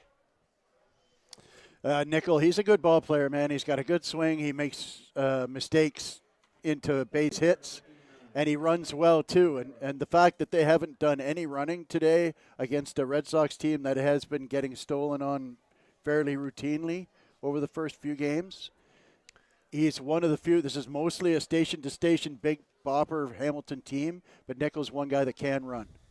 That one put in play once again. Almost getting there is the third baseman. Getting there is the shortstop. Weird moment there at second. Gets the ball in. Maybe thought the runner came off. He is safe. So is Guerrero. In there with the single. Well, it was a good idea by Cantor. He knew he couldn't get the runner at first, and so he tried to catch Nickel going too far off the base. But Nickel's a veteran player and was having none of it. So you've still got 2 out. You got runners at first and second. Jeremy Veilleux up now. Evan McGill up next. Evan McGill up, sorry. Pardon me. No, we're 2 off. Rainy Reyes up next, then McGill. We're living in the future like Connor Irvin. We're trying to speed it up. Catches the wide part of the plate. Here is Reyes, one of 4 players from the Dominican Republic in today's starting lineup for the Cardinals. The last one, of course, Angel Guerrero, just singled to put himself on first alongside Nickel on second. 2 outs in the top of the 6th. A little bit too high. Nicely caught by Watt. This is a very experienced battery from last season. Of course, Watt and Arbach, I think last year, probably would have done the bulk of Arbach's innings. 48 2/3 innings last season for number 27. Swung and missed on a ball that broke outside. Nice pitch for 1-2. Reyes can hammer the fastball, but he is showing that he's having a little bit of difficulty with the breaking ball, and I would think a sinker might be a good idea here. Even though they got 2 on, this, neither one was what you would call a dangerous hit. That was a bit of a bleeder in between fielders there. I like the sinker inside here to see if you can get him to beat it into the dirt. Although they may go back to that outside slider again. You need to take Reyes serious. You take him seriously within the zone. He already has a home run on the season. He's hitting quite well. Has had very good power on his 4 hits through 11 at-bats in the campaign. Of course, doubled earlier today. That one is put in play. Up through the gap between first and second. Runner coming around. The throw in from Black. Not in time. The run comes home, and corners are occupied now by Hamilton. This ball game's tied at 1 apiece. Nice piece of hitting right up there through the gap. Brody Black's throw not in time to get the out. Yeah, they went to the well once too often there. He went back to that outside slider, didn't get it out far enough, and he got a piece of it. All he had to do was just bleed it through that infield. And Brody Black, playing really, really deep there, was unable to have any kind of opportunity to get the runner at the plate. So that's kind of why I was thinking the sinker might maybe work there, because you had him leaning out over the plate, bust him back inside, but Cassidy Watt had a plan, and he stuck to it. That's why sometimes power potential is as conceptual as it is literal. By knowing Reyes is a threat to hit it to that deep part of right field, Black has to play a little bit further back. That, of course, times out differently on the throw back in. It's a little bit somewhere in the middle, but something you have to factor in. Is that one missed by McGill for 0-2. Arbach really pounding the zone here since he came in the ballgame. Yeah, and that's that sinker that I was calling for in the last at-bat. Really good stuff there. So you've got him set up for that pitch. You can go up hard on him, or you can hit the slider and bust him in on the hands if you like. You've got him set up pretty nicely here. I'm not sure I'd throw a strike at this point. Runner goes. No throw from Watt. Tries the back pick. They get him at third. Cassidy Watt. He is fired up. What a day for number 15 on defense. Cassidy Watt. What's that? Probably 2 runs he may have stolen in this ball game now. This could be 3-1 if he's not the man behind the plate. Absolutely, and that's the right idea, and that's just bad base running where you've got a runner going to third there, and you're begging him to throw it to second.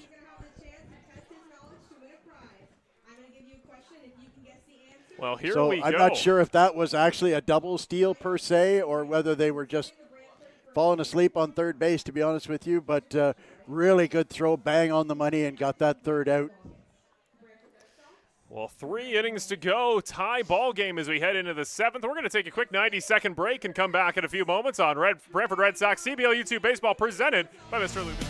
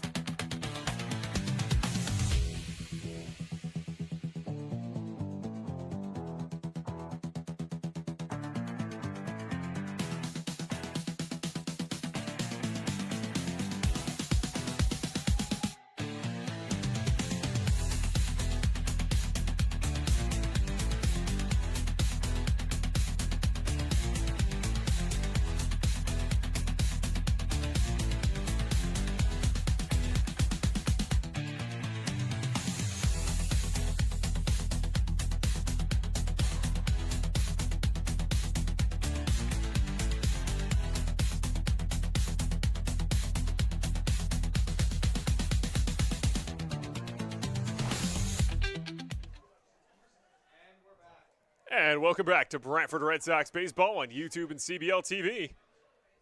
That ball off wide. The first pitch thrown to Cassidy Watt in the bottom of the 6th. I, like many people today, loved the pace of play. I said 7th. Bottom of the 6th inning, so 4 more offensive attempts in regulation for the Red Sox.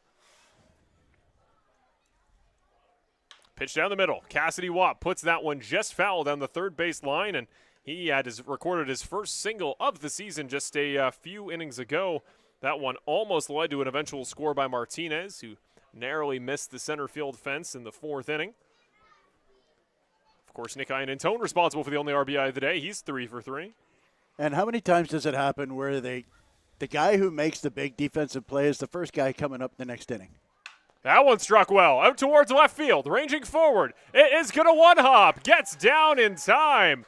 Another single for Cassidy Watt. Make it his 2nd of the day. Angel Guerrero ranging forward. He played very deep on that ball, and it one-hops on the way into his glove. Well, that was an odd sound, wasn't it? I can only assume he got it in off the hands a little bit. I have to see the replay there, but at the end of the day, it looked like he hit it harder than he did, and so Angel Guerrero could not charge it as he thought it was coming toward him. It was an interesting swing. It was kind of a cross under the baseball, but hit the barrel hard. And Cassidy's going to go. It might work, the hit and run. Watt is on second, but Lefebvre is called out at first. They're going to advance the runner in a 1-1 ball game. I like that call. That's perfect. Of course, yeah, beautiful call because that's a tailor-made double play ball. Easy double play there where the shortstop picks it up, goes 2 steps, steps on second, and fires to first, and it's an easy double play. And so are we going to get another pitching change? That's how it would seem. No, I don't think so. Generally, if the manager is running out there, we don't usually see a pitching change, although... Unless it's really dire.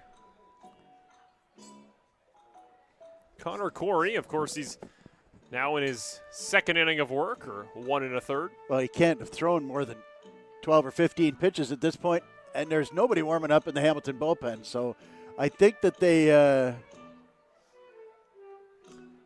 that was only his 7th pitch he threw last That's at what I'm saying. He just got in there. I don't think they're too worried about him as of yet. It's not like he's getting lit up or anything. So Francisco Martinez with a real opportunity here to get another go-ahead run.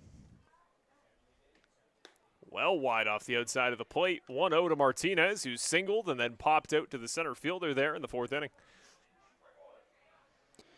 Good opportunity to take one the other way on that tailing fastball with the shortstop keeping the runner close.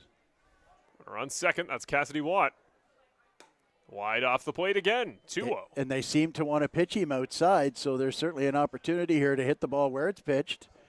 And the ball will be out in front of Cassidy Watt, so he should get a good jump on it.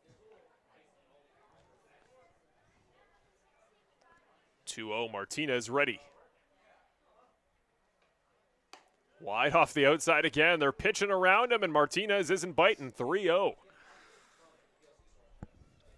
So Paulos on deck. Going to be a really big at-bat for him, for a guy that has yet to record a hit on the new season. It looks like they are going to intentionally just give him that fourth ball. And so that would be the conversation that was happening here. They just wanted to pitch around Martinez because of the batting average of Paulos. Now, they're calling the outfield in closer to play more shallow. I can understand the mindset here of considering the batting average that Paulos has. What they may be overlooking is the fact he was a 300 hitter last year. Of course, yeah, 325 average last season. Paulos, if you believe in water kind of finding its level, regression to the mean. Well, guys have career averages for a reason, and that's because they are who they are. 1-0. Little too wide again. The physical show of frustration by Corey. He thought that one just caught it. 2-0. Well, they're playing with fire here. It's 5 straight balls now. Make that 6 straight, including the intentional walk. Well, now you're just doing him a favor here. You got 3-0 and to the 9-hitter, and that is what drives a manager nuts when you said, we're going to walk this guy and pitch the 9-hitter. Then you walk him on 4 pitches. That is 7 consecutive balls and 2 straight walks. Bases loaded at Arnold Anderson for the Red Sox. And here comes a guy. You talk about regression to the mean, Brody Black. 3 strikeouts today. He's going to be the man up in a huge spot. Now, here's what I'm talking about. Look at the difference in the pace in which the manager walks out. That is like any slower, and you could use him as a sundial. And so what he's trying to do is he's trying to buy time for his pitcher to warm up because, as we mentioned, during the Martinez at-bat, there was nobody warming up. So I wonder if they're going to use Hospital again. Wow, he just got ready. Whoever that is just got ready in about 40 seconds. Hopped the fence pretty athletically, too, there. That's definitely not Hospital. Hospital's a tall, lanky fella. Even just that hop over the fence, they'd have to be mound visiting me right now. They'd have to be checking on my condition. Dude, you're like 6'7". Can't you just step over that fence? You'd think. You'd really think. But number 21, it appears he's at least having a discussion. I think it's going to be Casey Bouyer-Howard, the gentleman being brought in. Guess where he's from? Brantford, Ontario's own. The 32-year-old righty.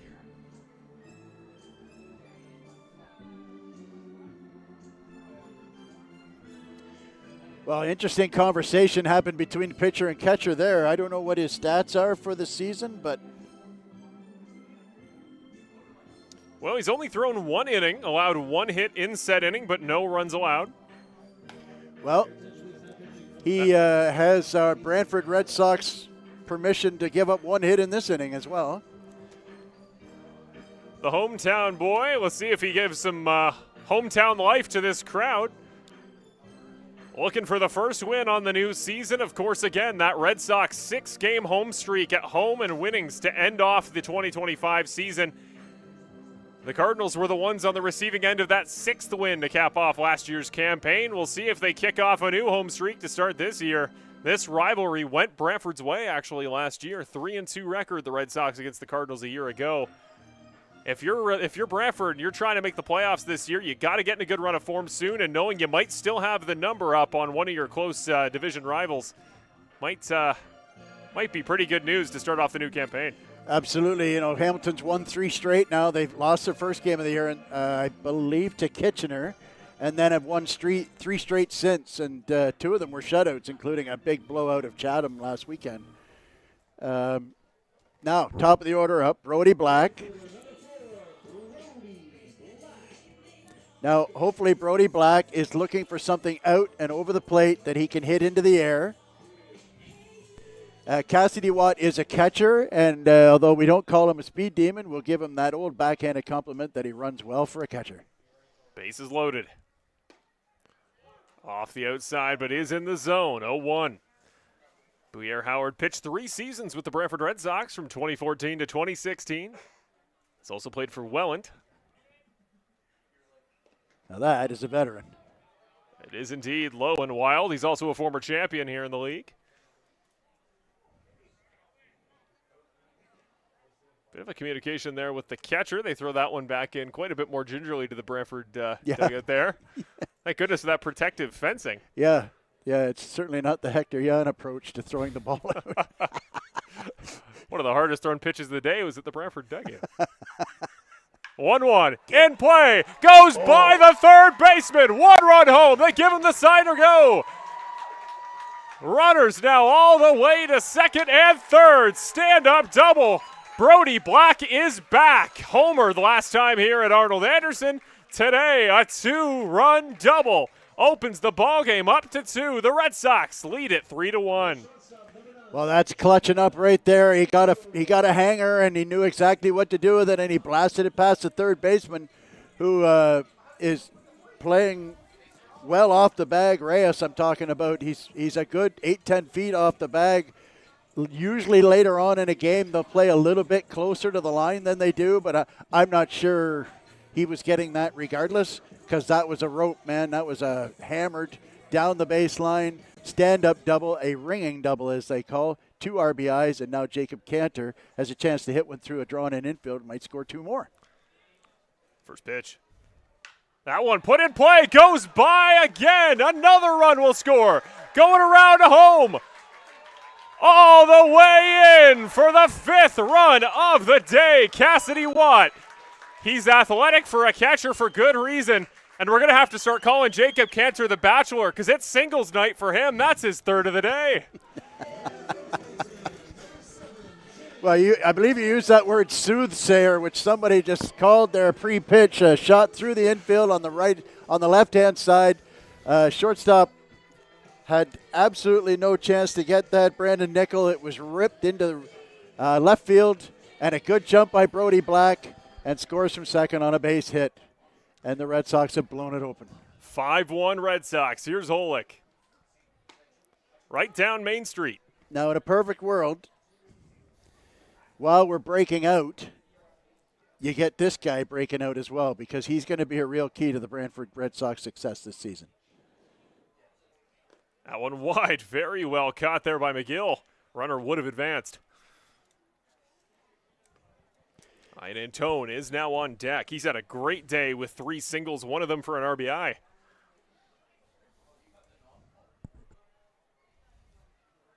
That one breaks the bat, does put the ball in play for 1. 4-2. It was a nice swing by Holick, but the bat didn't feel like doing its job. The wood shatters, and that will end the inning on a double play. Yeah, the struggles continue for Tim Holick, but I tell you what, he got a good swing at that. It's just it cut, and you could see him shaking that hand out there where he got it off the end of the bat. He's got some bees going on in that hand there. Hopefully he's able to continue. Always scary. When you break the bat, a lot of that force kind of dissipates into your hands, and when the ball catches, the further down the bat it goes, the more the force dissipates. Some of it goes to the barrel. A lot of it goes to your hands. That is a stinging sensation that'll stick with you. And that's usually the lower hand that takes on the knob, that takes the brunt of that.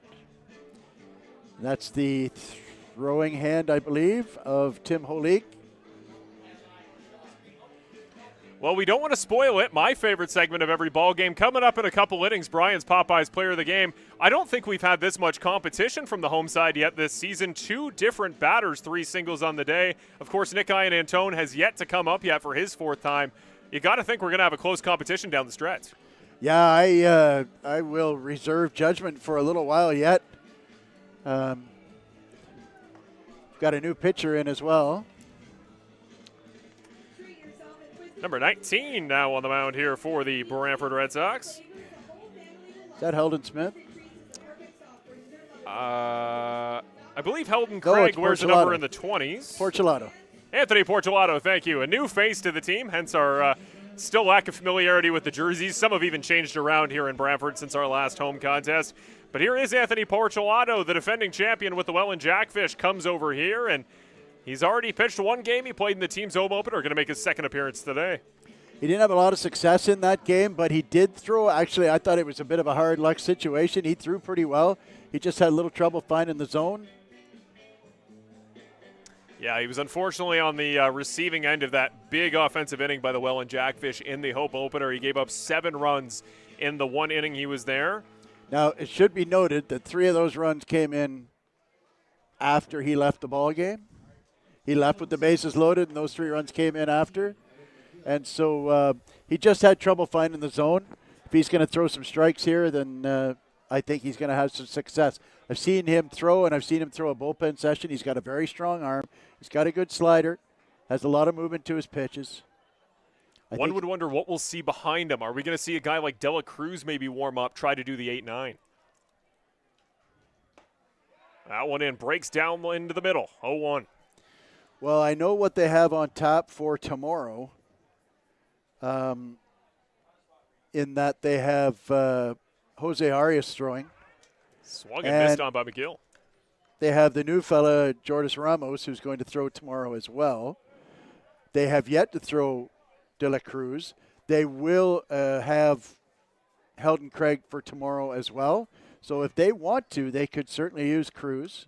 That one sent right back at, at the very expensive Aware camera technology. I will say this. I would like to see Porcelato have some success here, get a couple of innings in. He's got the bottom of the order to deal with so far. That one swung and missed on low. The tag to record the strikeout, first of the day and 2nd of the season for Anthony Porcelato. I think Porcelato's last appearance, my point here, I think it's a one-off, and I think he's going to be a valuable piece for this team moving forward. I can confirm our center field camera, our behind home plate camera is still working after that hit. It's value-wise, it's probably better the ball hit me than it hit that camera. Yeah, so you'll heal. It's still working. There it is. You'll heal. The camera costs money. That one in low and wide. Jeremy Veilleux back for his 3rd time today. Had a sack grounder that did not end up scoring a run. And he struck out back in the 3rd inning.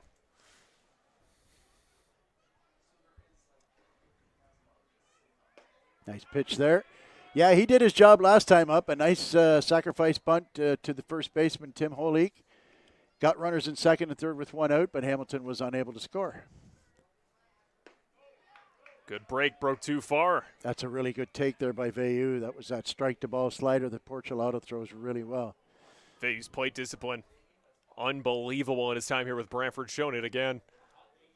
2-1. Ooh. Porcelado throws hard. That was up. Yeah, it's important to throw a strike here. 2 out, nobody on. Bottom of the order. Throw a strike. Let's see what he's got. Can Veilleux catch up to it? 3-1. Too low. Ball 4 there for Jeremy Veilleux. That is somehow the first walk of the day for the Hamilton Cardinals here in the 7th. And how important is that stat? The fact that we talked about that on our preview show, didn't we? The fact that they had too many walks last season. Then they had too many walks in the first weekend of the season. And they have knocked that rate down to a bare minimum. I'm not sure what the number was from yesterday, but, I mean, they didn't even give up a run to the 7th. Leandro Mejia didn't walk anybody. Holden Craig didn't walk anybody. Too far wide, ball 1. Now remember, there were, in that game, that season opener against Welland, first 6 innings, not a single walk. Last 3 innings, 9 combined, 6 of them by Porcelado. If you're him, be a goldfish. Put this out of your memory, reset. You showed really good stuff on that first batter. You can't make a habit out of walking batters. Yep, attack the zone. Attack, attack, attack. Here's Dominguez. That one is sent back. It's going to be 1-2. Big pitch coming here for Porcelado. Turn this guy into a hitter.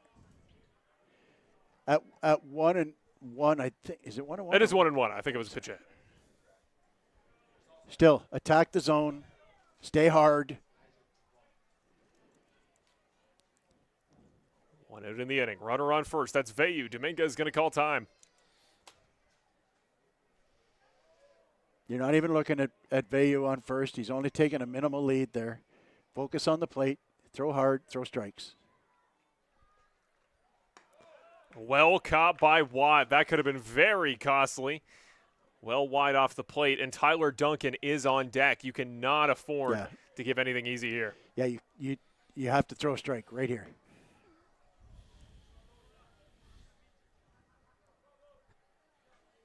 If you give Tyler Duncan a runner in scoring position, you might as well just put it on the scoreboard now. Good. Very good. It's exactly what you needed. All right, what's Dominguez got here? 2-2. Again, Veilleux there on first. 1 out in the inning. Nothing different. Fastball. I don't care if you throw it down the middle. If he gets a hit, so be it. You can live with that. You have to throw strikes to this guy.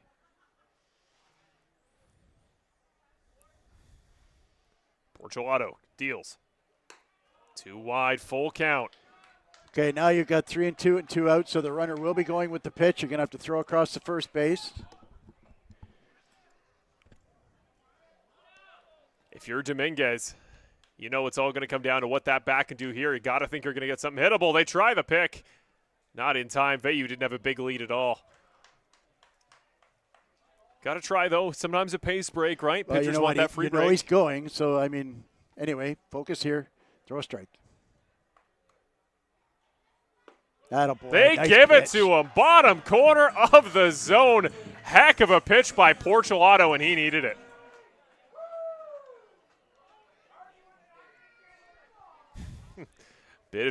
Bit of communication between Dominguez and home plate umpire Steve Knights. We've seen a lot of that. Hamilton's been a little bit frustrated by some of these calls, specifically those 2 bang-bang plays we talked about earlier. But one of those things that I think the Brantford bats and specifically Cassidy Watt's defense have made the difference today, irregardless of those kind of controversial moments earlier.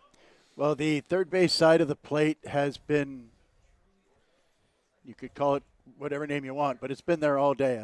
I thought he's had a fairly consistent day at the plate. Up high on Tyler Duncan. He's up for his 4th time today. The top of the order for both sides. Not a ton of luck until recently. Duncan strikeout swinging, lined out to the right fielder. Yeah, that was that game-changing at bat there where he hit one right to Brody Black. Now one is put in play. Chopped at Lefebvre. Lefebvre the glove. The throw. Not in time. Tyler Duncan You'll never see 6'5" run that fast in baseball. What speed by the center fielder. And that's just bad luck. He got him to beat it into the dirt. That's bad luck for Porcelado there. He made a nice pitch. He pounded into the dirt. But Lefebvre had to wait for the ball to come down.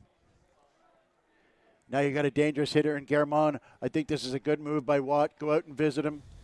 Just give him a little breather. He's thrown a few pitches this inning. Even the ones where he got the first out fairly quickly, but he's gone deep into counts with two hitters, and then was that the first or second pitch that Duncan put the ball in play. So he's thrown probably close to 20 pitches this inning. Go out and get him a breather. Talk about exactly what you want to do to get this guy out. This is a bit of a different thing. I was preaching throwing strikes to the bottom of the order with limited success. Now you need to make a good pitch against Guermont. So you might get a get me over breaking pitch to get ahead of the count here. Porcelado throws hard and he's got a live arm. So, if he's in good standing with his control, you can throw a pitch on the inner half of the plate, just the fastball, have it tailing on his hands, and try and saw him off here. The pitch. First one in that spot. He's missed a couple times. Low and away on the righty. Yeah, he's yanking that. It looks like a cutter that he's trying to throw there. He's just yanking it glove side a little bit. Black's playing deep to right field. The pitch. That one is put in play. At Cantor. Cantor to second. It was very close, but he gets there in time. Tyler Duncan nearly legs it out to make it a play, but the Red Sox, they hold the 5-1 lead with only 2 more defensive innings to go. Oh, and that was a great pitch there. He just came in, busted him in, got the soft contact, got the ground ball to short, and Jacob Cantor gets the gravy hop to get the easy out at second base there. So that is a huge out for this team for this season. Remember, we're trying to get the first win of the season on the board here. And so being up 5-1 and just getting 4, the 0 is so super important in the next inning. Remember last time they scored there, they finally got that run across with the Iantone single, and then Hamilton comes right back and ties it up in the next inning. You get 4 in the bottom of the 6th to get that 0 on the board with a guy who had a rough outing last time out. That is fantastic for the team. And so you've got an opportunity now to add to the lead. And to your point, I wonder if we will see De La Cruz here because I for 2 reasons. Number one, you want to make sure to lock down this lead. And, the home fans, it's important to get a win in front of your home fans. That's what brings people in. It doesn't matter what the market. It doesn't matter what the sport. If you're winning at home, people will come and see you. And that's so important for this franchise because Brantford is a baseball town. And we know that Brantford will support the Brantford Red Sox when they start winning again. And I'm here to tell you, folks, I don't know who's listening out there today in TV land, but this Brantford Red Sox team is ready to start playing super competitive baseball. Their pitching staff is loaded up. They can keep the opposition to low runs, and if they ever start hitting like they're starting to do today, they're going to be a very dangerous team in this league. And that may sound like homer optimism, but I'm telling you right now, folks, when this team starts hitting like they can, and let's face it, the meat of the order is not hitting yet. They're getting fringe benefits from the top and the bottom of the order. When the meat of this order starts hitting, this Brantford Red Sox team is for real. I'm telling you. If you told the Red Sox offense that the league RBI leader had been in a slump, has yet to record a hit, and they're still playing good offensive baseball today, and they've shown good flashes through the start of the season, you're totally right. The ceiling couldn't be higher, and fans here at home know it. Iantone puts that one over our heads for the first pitch of the bottom of the 7th inning. Now, with a lower velo pitcher, I wonder if Iantone will change his approach at the plate and start looking to hit for more power. The pitch. Wide off the plate. That was Booyer Howard's only his 9th pitch of the day. He got through that first inning of work in 7 pitches. Now, don't let me insult Booyer Howard. He still throws hard, but he doesn't throw hard like the other 2 guys threw. 1-1. That one put in play. Wow, what a catch there at first. That one was lined directly at the first baseman. Nice catch there by Herman. A very nice play there, but another line drive from Ian Tone. It seems like every time this guy swings the bat, he hits a rope or he hits the ball hard. That's what I say. Whether it's practice, whether it's warm-up or the game, I've never seen a light hit ball by number 32. Here we go. Chris Ortega is back. Had a very nice ball that was grounded narrowly to third last time. See what he can do here. That one just catching the fencing. I had it. You had it. I thought you were going to make the catch there. A little bit of sun in your eyes off a reflection. We've seen that be problematic No today. excuses. My partner, no excuses. Here's the 0-1. That one put in play again. Once again to the third baseman, but this time it gets by Chris Ortega. For the first time in 2026, the defending All-Star from 2025 is on base. Well, I tell you what, you're so happy for a guy. And if, folks, we know Chris Ortega pretty well. Very We've well. had several conversations with this young man, and he is just as affable a young man as you could ever hope to meet. And we know that he's wearing the struggles. We know he's wearing it, especially with the amount of success that he's had. When you look at the progression of at-bats, and I've been talking about him all day long, he didn't have a good first at-bat, but he had a very good second at-bat where he hit that line drive, laid off that sinker, and then hit the line drive out to center field that Duncan got. Then he hit a hard shot to third base, ground ball that was nicely fielded. This time he hits it just as hard, but not directly at the third baseman, and gets it out into left field. And you might argue that maybe Reyes could have had that ball, but when you hit the ball hard, it makes it tough to field. So we're just really happy. I'm sure they gave him credit for a hit there. So we're taking that one first. Baby steps. That's the way it works in baseball. You start to get a good frame of mind. You start cobbling together good at-bats. And once you get a few good at-bats, and next thing you know, you're in the green zone and you're raking. Pitch from Pierre. That one finally in for a strike. Crazy stat here. Watt has started until that point his last 3 at-bats. 3-0 count, 3-0 count, 2-0 count. Doing a really good job being patient at the start of at-bats. Absolutely. He looks very comfortable. He's seeing the ball really well right now. He wears those pants up high, old school. I love that. And he's probably looking to hit something deep here. That one catches the wide part of the plate. Nice get-back pitch by Pierre Howard, 2-2. Oh, that's a fantastic pitch on a hitter's count where you throw a fastball at the black at the knees there. And, you know, if there was any question about whether it would strike, the batter himself was nodding his head after the call. That one is chopped over the head of the pitcher to the second baseman. Steps on second. The throw to first. Very nice defensive play there. Oh, by back-to-back the second innings for baseman. double plays for the Hamilton Cardinals.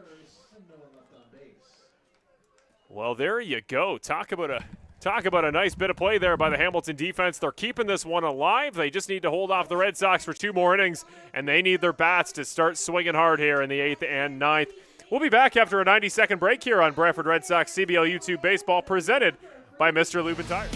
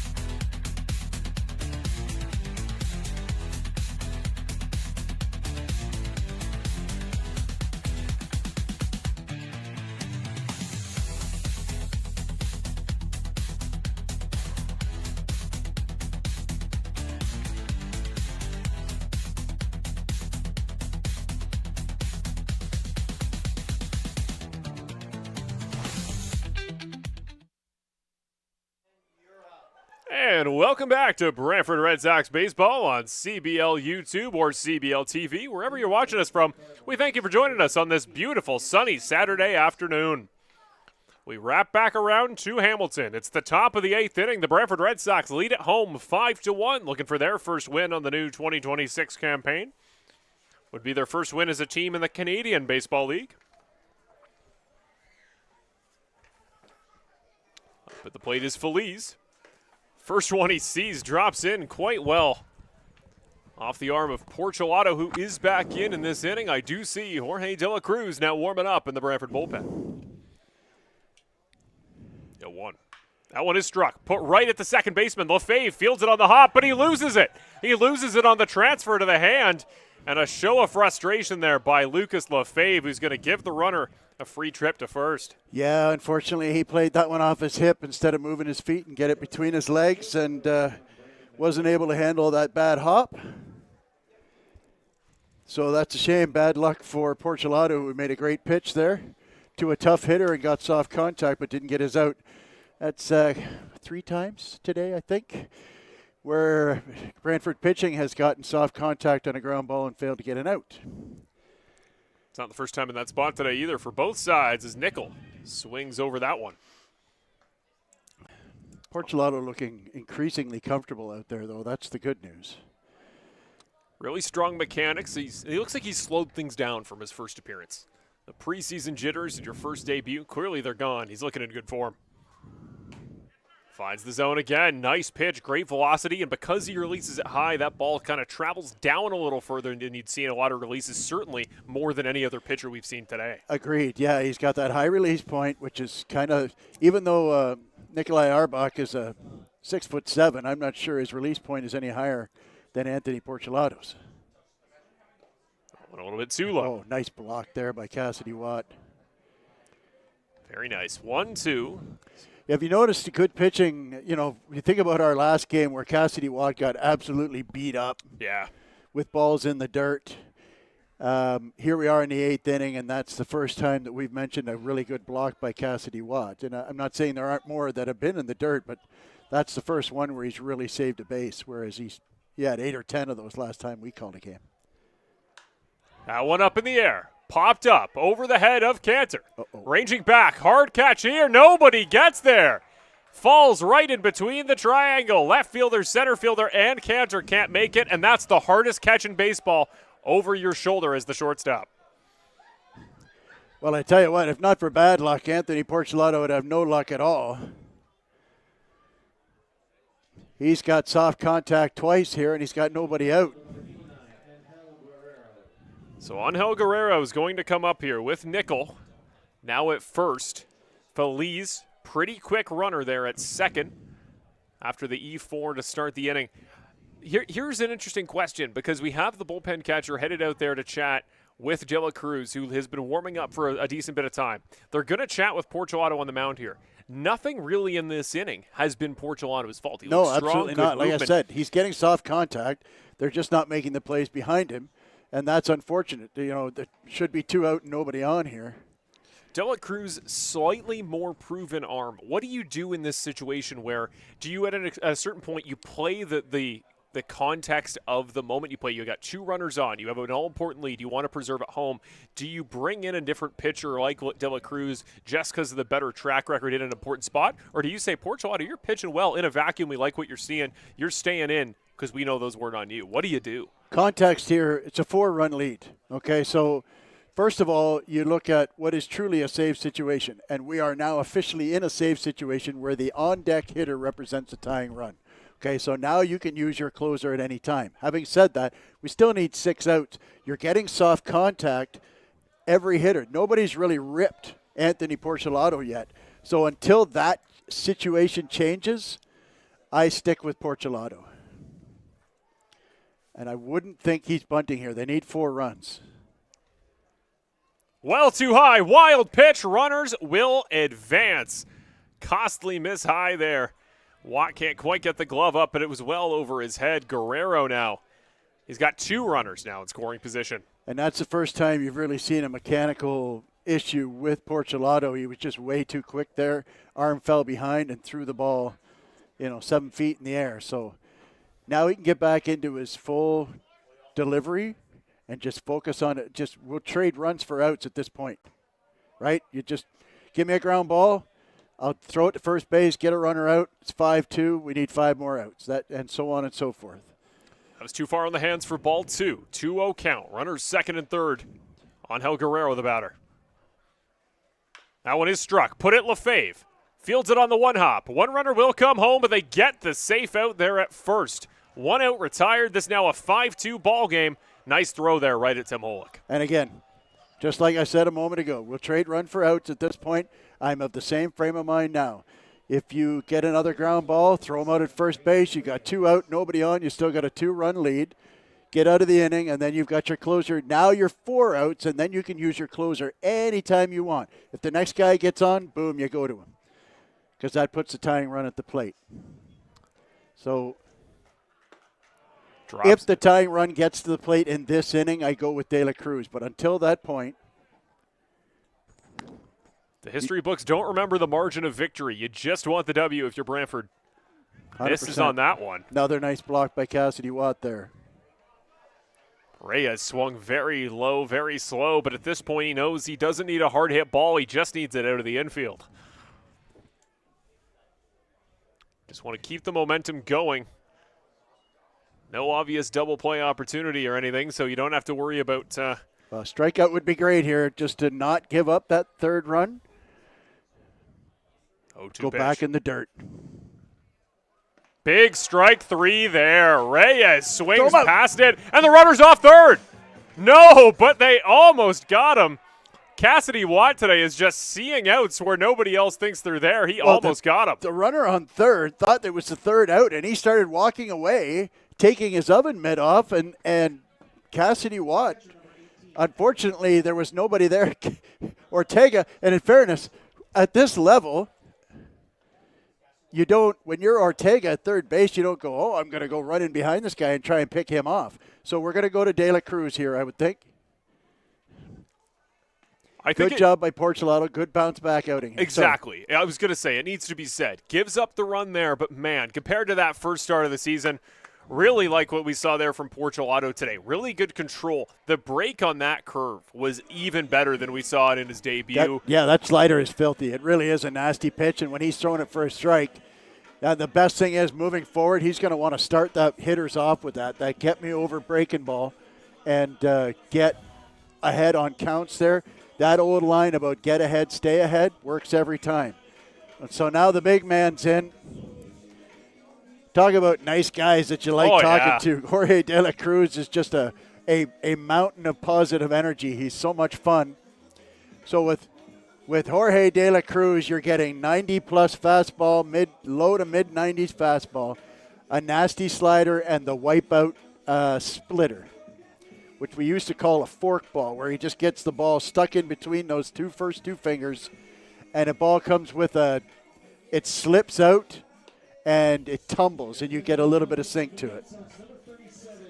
6'2", 195 pounds by way of El Sabo, Dominican Republic. Jorge De La Cruz, the former Kitchener Panther, now enters the ball game. He's got to record 4 outs. That's all he needs to give Brantford their first win of the season at home on a bright, beautiful Saturday afternoon of baseball.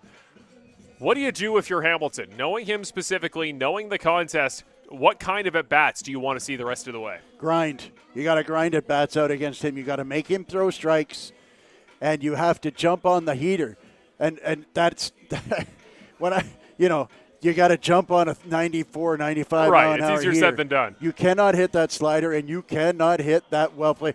The other thing that you can do, when he's throwing the splitter properly, it's a wipeout pitch. The thing about the splitter is twofold. Number one, it's a feel pitch. So the good news is it's tough to throw on a cold day, and this is obviously not a cold day. But when you throw the splitter up in the zone, it tends to what we call back up. So when it's heading up, it doesn't break enough down to go down. If you throw it up high, it tends to flatten out, and it is about, in De La Cruz's case, probably 3 or 4 miles an hour slower than his fastball is, and it takes a lot of zip off it. So you're looking for a mistake. Otherwise, you're just grinding out bats, trying to make him work to get every out. So here's Evan McGill. First pitch he sees, he swings past. Good start for De La Cruz. There's the slider. And like I said, if he is locating, and that is why he's the closer, because when he's locating, he's virtually unhittable. He can't come in with a preconceived notion here as the batter. De La Cruz could put a pitch anywhere. 0-1. That one is chopped, goes foul. Weird bounce, had plenty of rotation the way it came off the bat. And De La Cruz, we always talk about it, changing eye levels. He might do it better than anybody in the Red Sox rotation. Well, the other thing, too, is that the thing with him is he's not spoken about in the same breath as the great closers in his league, guys like David Mendez in Welland and Skylar Janice in London, because he simply doesn't get enough opportunities. But he takes advantage of each one he gets. Off the foot of Watt. Ball goes wild. Runner comes home. Well, the base is now empty, but this is a 5-3 ball game. Scoring home is Brandon Nickel, who singled to start off this inning. So, I don't know. I guess that second one counts as an earned run because it dropped without an error, but it was just a dying quail out there that just dropped in between people. Coming off of the air, otherwise they're out of this inning without a run scoring.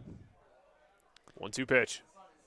Oh, wide off the glove. That one would have hurt had he caught it either way.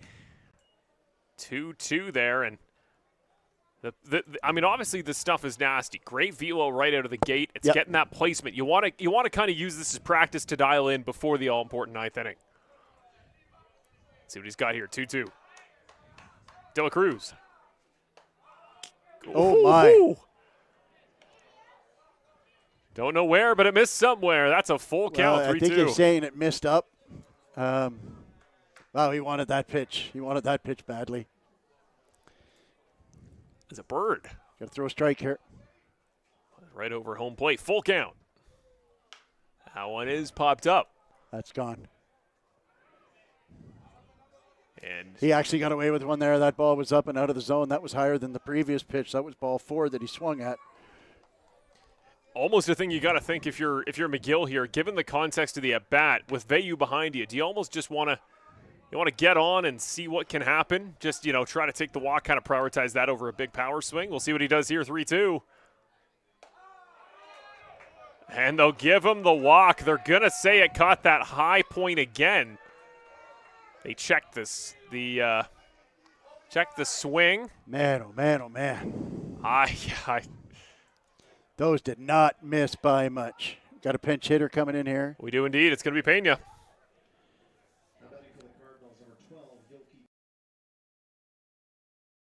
Yoki Pena is going to come in, the left-handed hitter from Montreal, Quebec. He's going to come in for Jeremy Veyu. So the controversial walk there to McGill puts him on first. De La Cruz. Drops in. Going to go the batter's way again. Crowd getting noisy here at Arnold Anderson is Pena. 6'3", 190 pounds. The 26-year-old. That one is going to get the far side. Now Pena disagrees. It's a bit of a community. Well, that's that pitch that's been there. It's a little off the plate, but it's been there all day. Both sides. Of course, this is Pena's first time up at the plate today. 1-1. That one struck foul. Oh, narrowly misses the first base coach there. Scary moment. 1-2. So you've got him set up for the splitter here. Throw it at the knees. Got a pitch to the count here. You got room to play with. 1-2. That one is chopped. Right at Lefebvre. Going to play it on a one hop again. The throw to Holick. Double pumps, but he gets it there in time. Yeah, it's a bit of an adventure this inning for Lefebvre, but he got the job done. He's got the most stressful job maybe in the sport of Canadian Baseball League baseball, playing that stupid dirt hop there at the second base line. Trust me, you folks at home, I know you probably can't see it on camera. You need to understand how unpredictable that makes the timing of that catch into the glove for the second baseman. Well, the other thing I would like to see out of Lucas Lefebvre is to get a little more aggressive there. I thought maybe he could have short hopped the original bounce instead of staying back on it. Having said that, he got the job done. You play the game how you play it. No, you can't see it at home. Frankly, you can't see it when you're out there either. There is, I don't know, it's tough for a guy to even describe, to be honest with you. It's a weird kind of a spot. We know exactly where it is. It's about 2/3 of the way between first and second, towards second. And it's just some strange bounces that happen at that point in the infield. And there's the bravest man in the ballpark, Jeremy Veilleux, getting down and warming up a pitcher without a mask on. Well, some say it's an all-star. Some say it's the MVP. But for my money, the most prestigious award in the Canadian Baseball League, Brian's Popeyes Player of the Game. It's now time for my favorite segment, Popeyes Player of the Game. Brian, who we got today? Who we feeling given what we've seen? Two different batters for Brantford, 3 hits apiece. Nick Iannantone, the RBI on his third. 2 RBI single for Jacob Cantor in the 6th. Who we feeling? Well, I tell you what, Jacob Cantor has 3 hits, has 2 RBIs, has played some sparkling defense, but I'm going to give the Player of the Game to Nick Iannantone because he is the one who brought home that first run, finally broke through. They had gone 14 or 15 innings without scoring a run, and he had that clutch 2-outs hit to finally get a run across. He has played flawless defense, albeit in a limited capacity out in left field, but I thought that hit was the key hit of the game because it finally got them off the schneid after 14 innings of playing Hamilton pitching without a run. So I'm going to give it to Nick Iannantone. Nick Iannantone joins Jorge De La Cruz and Brody Black as the winners of Brian's Popeyes Player of the Game. Once we get a little further in, we'll get a leaderboard going. We're going to make a thing out of it. We'll get some sort of maybe Popeyes themed reward. I noticed we got a great shot there from Ryan Kennedy, our cameraman. The flag out there in center field, the Canadian flag, has been blowing center to left pretty much all through the 8th. It's starting to subside a little bit in terms of predictability for the outfielders. If you're Brantford, you want that flag to be blowing as hard as it can. Well, when you've got a 2-run lead, I want no wind. Don't help anything blow out of the ballpark because you got the top of the order coming up at some point next inning. First pitch. Swung and missed there for Lucas Lefebvre. He's back up here to kick off the 8th inning. Warm.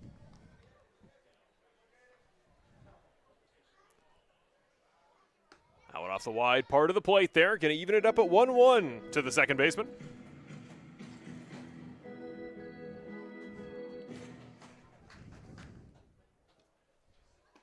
That one swung and missed on again low. That's now Danny Garcia on the mound there for the Cardinals. He's coming in relief of Pierre Howard. So the first batter he faces here in the bottom of the 8th. Lefebvre, 1-2. That one struck. Does get by the third baseman. Lefebvre on base today for the first time. Great start there for the bottom of the 8th, and the momentum starts finally, and it hasn't stopped. So Francisco Martinez in a big spot here today. Took 3 balls, then got the 4th on an intentional walk in his last at bat. Also singled back in the 3rd. Big moment here. Has yet to record an RBI as a Brantford Red Sox. And he's got Ethan Paulos up behind him, who's walked his last 2 at bats. So the tides may be turning here at Arnold Anderson. Runner goes. McGill, the throw. Not in time. The ball actually gets past. What a jump. The crowd jumps, but there is nowhere to go there. Nice job, though. Great jump by Lefebvre. The throw a little bit off wide to it would be pitcher's left. Yeah, he had Garcia timed up perfectly. Garcia never even gave him a look. And don't underestimate the importance of scraping across the 6th run here to get the lead back to 3 with the top of the Hamilton order coming up in the 9th. Yeah, you almost – Martinez isn't really a bunt guy, to be honest. So maybe just try and get him to pull the ball like that. He does. Pulls the ball right at the first baseman. Doesn't glove it cleanly. The throw does get there in time. That's a good play given his momentum was pulling him backwards to settle that. Base runner does advance. I want to note Lefebvre there. That was the first stolen base of the season for the Red Sox to get him to second, to now put him in an all-important spot on 3rd with only 1 out. That's a really good point. And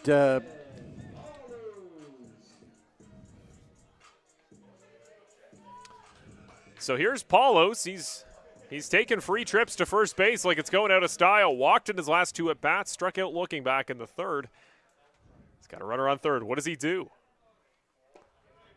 Tons of movement there for Lefebvre on 3rd. He's a very valuable base runner to have there in that spot. The 1-0 pitch. Danny Garcia puts that one down towards the dirt. Nicely caught by McGill, but it's a 2-0 count.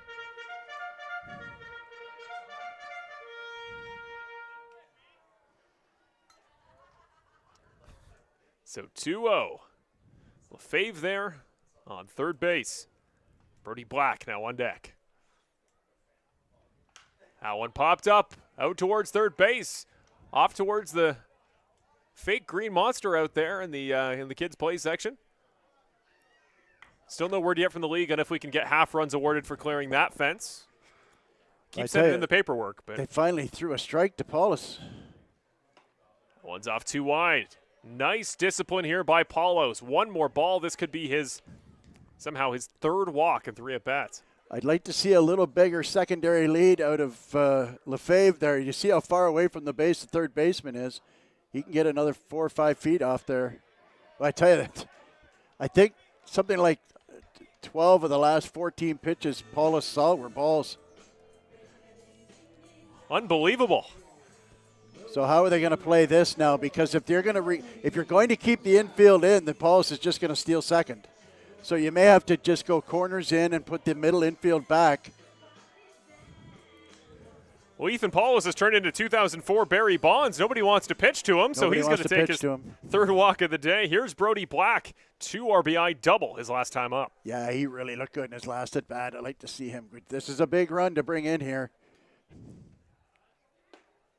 One catches the bottom of the zone. That one had good movement back towards Black. That's going to be a tough pitch to barrel up.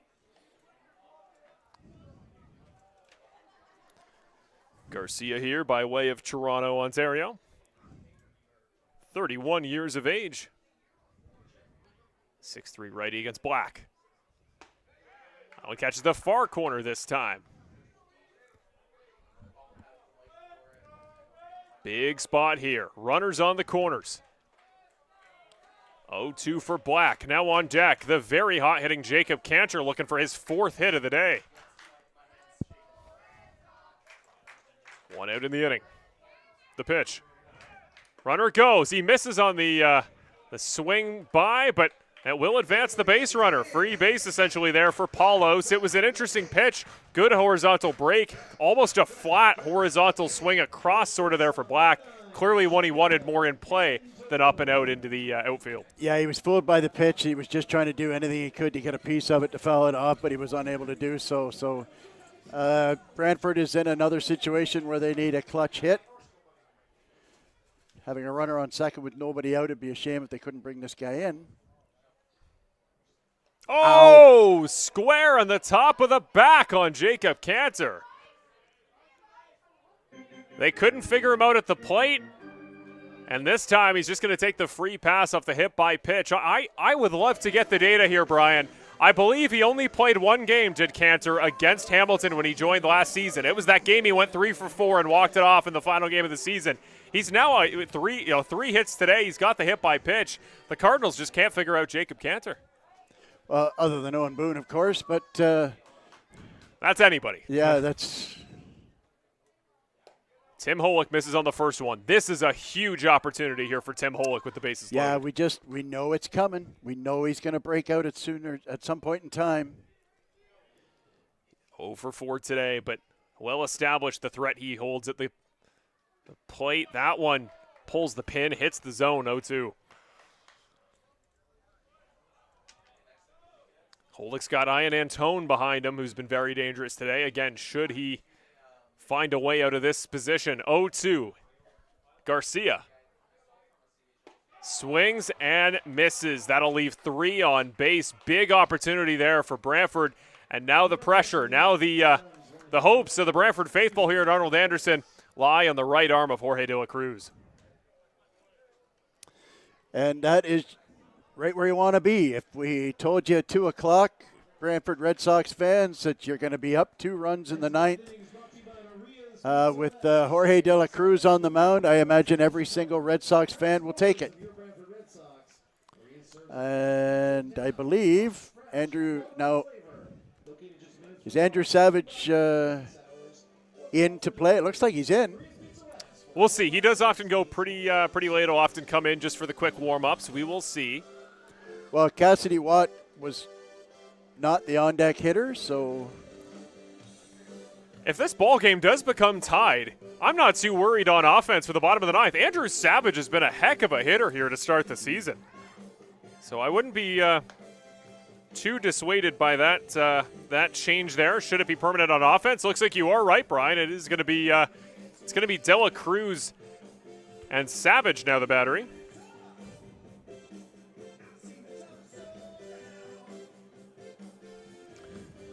So the all-important top of the ninth, the Red Sox looking for their first win of the new campaign. 3-1 are the Hamilton Cardinals. 0-3 are the Brantford Red Sox. You got 9-1-2 coming up, so you got Carlos Domingos in the top of the order, and Duncan and Herman, and then, of course, Felice. And Felice is the guy that you would rather not see, because if he gets up, he is the potential tying run. So under the category of stating the obvious, getting Dominguez out before Tyler Duncan comes up. So here we go. Top of the ninth inning. Jorge De La Cruz in for his second inning of work. He'll face Carlos Dominguez. First pitch narrowly dodges Dominguez. Good break. Can't get back down. Yeah, his own bench is barking at him here. They wanted him to step into that one. 1-0. Nice pitch there. Good movement again. Back towards the batter. Yeah, he's got that live fastball. It's so hard to barrel that pitch up. 1-1. He misses on the bunt. Talk about pace of play. Look at how Jorge De La Cruz is speeding up the batter.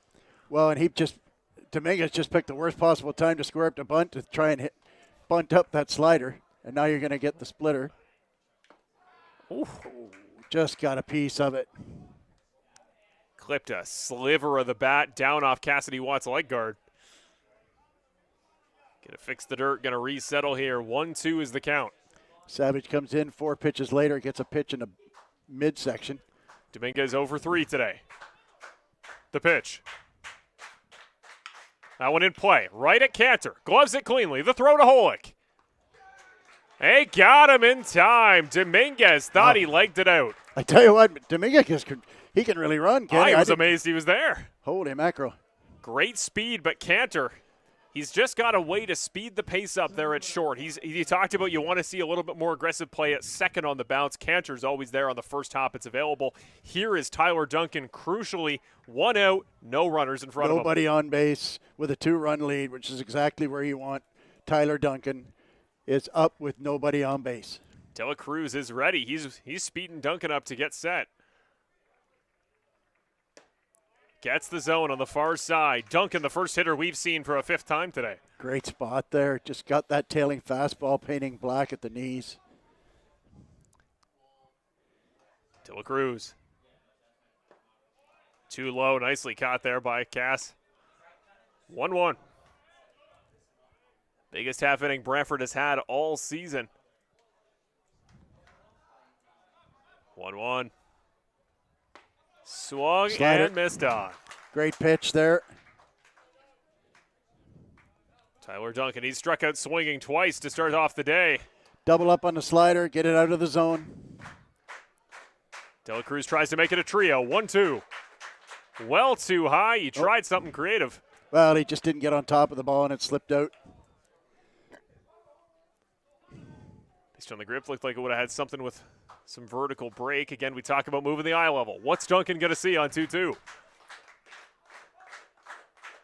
Swung and missed on. Got him again. De La Cruz sits down Duncan for the 3rd time swinging today, and they are 1 at bat away from the Red Sox' first win of 2026. So it's Darlin Herman up. Looks like, no, they're going to go to the pinch hitter. It's going to be Brown. Wow. Jaden Brown will come in, often a third baseman, Mississauga, Ontario's own. Could be the final out recorded, or he could be what starts the comeback. First pitch in, too close. Ball 1.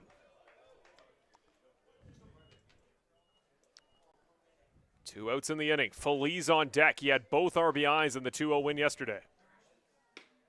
Nice pitch there. He knows his zone. He knows he's getting that far side consistently. Gets it again for 1-1. Feliz looming large in the on-deck circle. As I mentioned earlier, if he gets up, he represents the tying run, and he certainly has the power. That one put in play.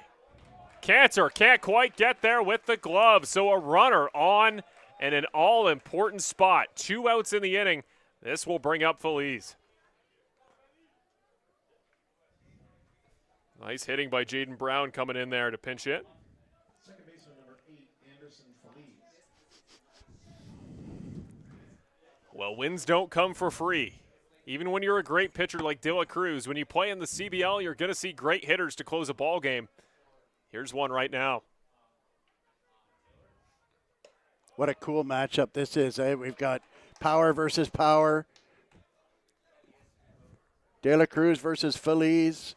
Drama, tying run at the plate, 2 out. It's Dominican Republic versus Dominican Republic here. One popped up, back and over our heads. Evens the count at 1.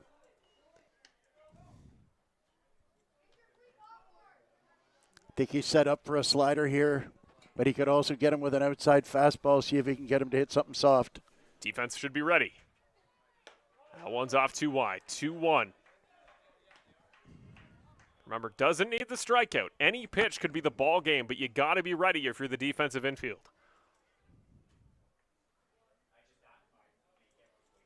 De La Cruz. 2-1. Swings and misses. One pitch away, back to 2 strikes with 2 outs for the second time in a row. He went with the gas and great location in on the hands. Even if he put it in play, couldn't do anything with that. He could double up with that. He can come back with the slider. He can drop the splitter, and he's got all kinds of options here. Anything strike the ball, I think he'll swing over top of. Crowd getting loud. De La Cruz to Feliz. Hits the glove, hits the bat, live ball, the throw. And the Red Sox have won their first ball game of the Canadian Baseball League era. They ended 25 with a win at home over the Cardinals, and they ran it back this afternoon. 5-3, the final victory, as the Red Sox finish off the Cardinals in excellent form. It took a whole team effort. It took a great start by Irvin. It took some great middle innings all the way through by a couple gentlemen, including Arbach. And, of course, to cap it off, to round us off, it's the closer, De La Cruz, picking up his first save of the year. Yeah, just to get into the particulars there, you had Anthony Porcelato give them a couple of good innings. You had Nikolai Arbach give them 2.5 good innings as well. A great effort pitching-wise. Frankly, a flawless defense, and this is not a close ball game, but at the end of the day, good scrappy ball club in Hamilton. A big win for the club. Always nice to get off the schneid, and it's serving notice to the rest of the league that Brantford is a for-real team, and they're going to start Jose Arias tomorrow afternoon down in Chatham as well. Well, 3 in a row is an impressive run. The Cardinals have been in hot form their last 3 games, but the Red Sox really needed to find a way to shut them down. Again, you talked about it earlier, Brian, that first win of the season, especially in front of a great home turnout today at Arnold Anderson, nice crowd today. Is so important to build that hope, to build the belief, to remind people this team isn't just the potential we talked about preseason and Red Sox report. This is a real ball club that's ready to win games. Well, and I'm going to defend this team because 2 weeks ago when they lost those 2 games, those were not close games. If you just looked on paper, you think, oh, Brantford sucks again. Look at this. But those were only 2 innings. There was a 5-run inning and a 7-run inning. And take out those innings, and they only gave up 8 runs in 2 games all weekend. They only gave up 2 yesterday, so that's 10 runs, 3 today, 13 runs. Outside of those 2 innings is only 13 runs in 4 games outside of that. So now that they've got everybody here, Connor Irvin gave them a great start. Nikolai came in and gave them a nice contrast to that. Anthony Porcelato comes in and gives them a good bounce back. And they never threw Mejia, and they never threw Helen Smith. You know what I mean? So they've still got lots of good bullpen Craig arms. as well, right? For or Helen Craig, sorry. And they've got lots of good bullpen arms that are ready for tomorrow. So get ready, Chatham. The Brantford Red Sox are coming to see you tomorrow, 1 o'clock. If you're in the area, make sure you go and check out a ball game. It's a beautiful park, Fergie Jenkins Field, and 2 exciting ball clubs. And what an exciting win today. Nice to see a couple guys break out.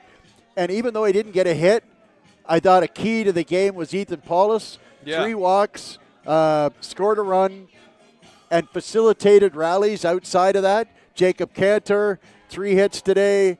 3 hits for Ian Tone, our player of the game. Chris Ortega finally gets on the board with a hit as well. And so lots and lots and lots of good things to talk about today. Great game for Cassidy Watt as well behind the plate. Lots of good stuff going on, and Brantford Red Sox fans, there's reason to be optimistic. This team, maybe not a first-place team just yet, but this is a team that is ready to compete every single night against any opposition. Well put, and a game incredibly called as usual, Brian. Thank you so much for today and for sharing in this great day of again, beautiful weather baseball. Saturday afternoon, we move it up. No sun delay. You couldn't ask for a better contest. Great fan attendance in the stands, and they get to see the first win of the season. What a special day of baseball. Cardinals fans, we'll give you the bridge ahead. You guys are playing tomorrow. You're going to play at 2 o'clock against the Kitchener Panthers. That game on the road once again. You're not going to be back at home at Bernie Arbor for a little bit. On the other side, here in Brantford, we are going to be on the road again tomorrow. Like you said, against the Chatham-Kent Barnstormers. That's a 1:05 start time. So this team's got to get stretched, get a little bit of R&R, and get ready for an early start again tomorrow morning. Busy day of baseball, and, of course, a couple teams around the league. I mean, the Panthers in the middle of 4 games in 4 days. It's a busy time in the Canadian Baseball League, but you should be excited watching at home. For us, the next time you'll see us on a Brantford Red Sox home broadcast, going to be this Friday. That's June 5th against the very hot Barrie Baycats. That's a contest you don't want to miss. We thank you for joining us today on Brantford Red Sox CBL Baseball on both YouTube and CBL TV, presented by our partner, Mr. Lube and Tires. Also want to thank Montana's Barbecue and Bar. Want to thank the Terry Summerhays team. And we want to thank all of our other awesome partners, including Popeye Supplements, who awarded today's player of the game, who was, of course, Mr. Nick Ian Antone. I look forward to seeing him maybe on the Red Sox Report in person soon. Again, Red Sox Report Episode 2 will go out soon, sometime likely around next weekend.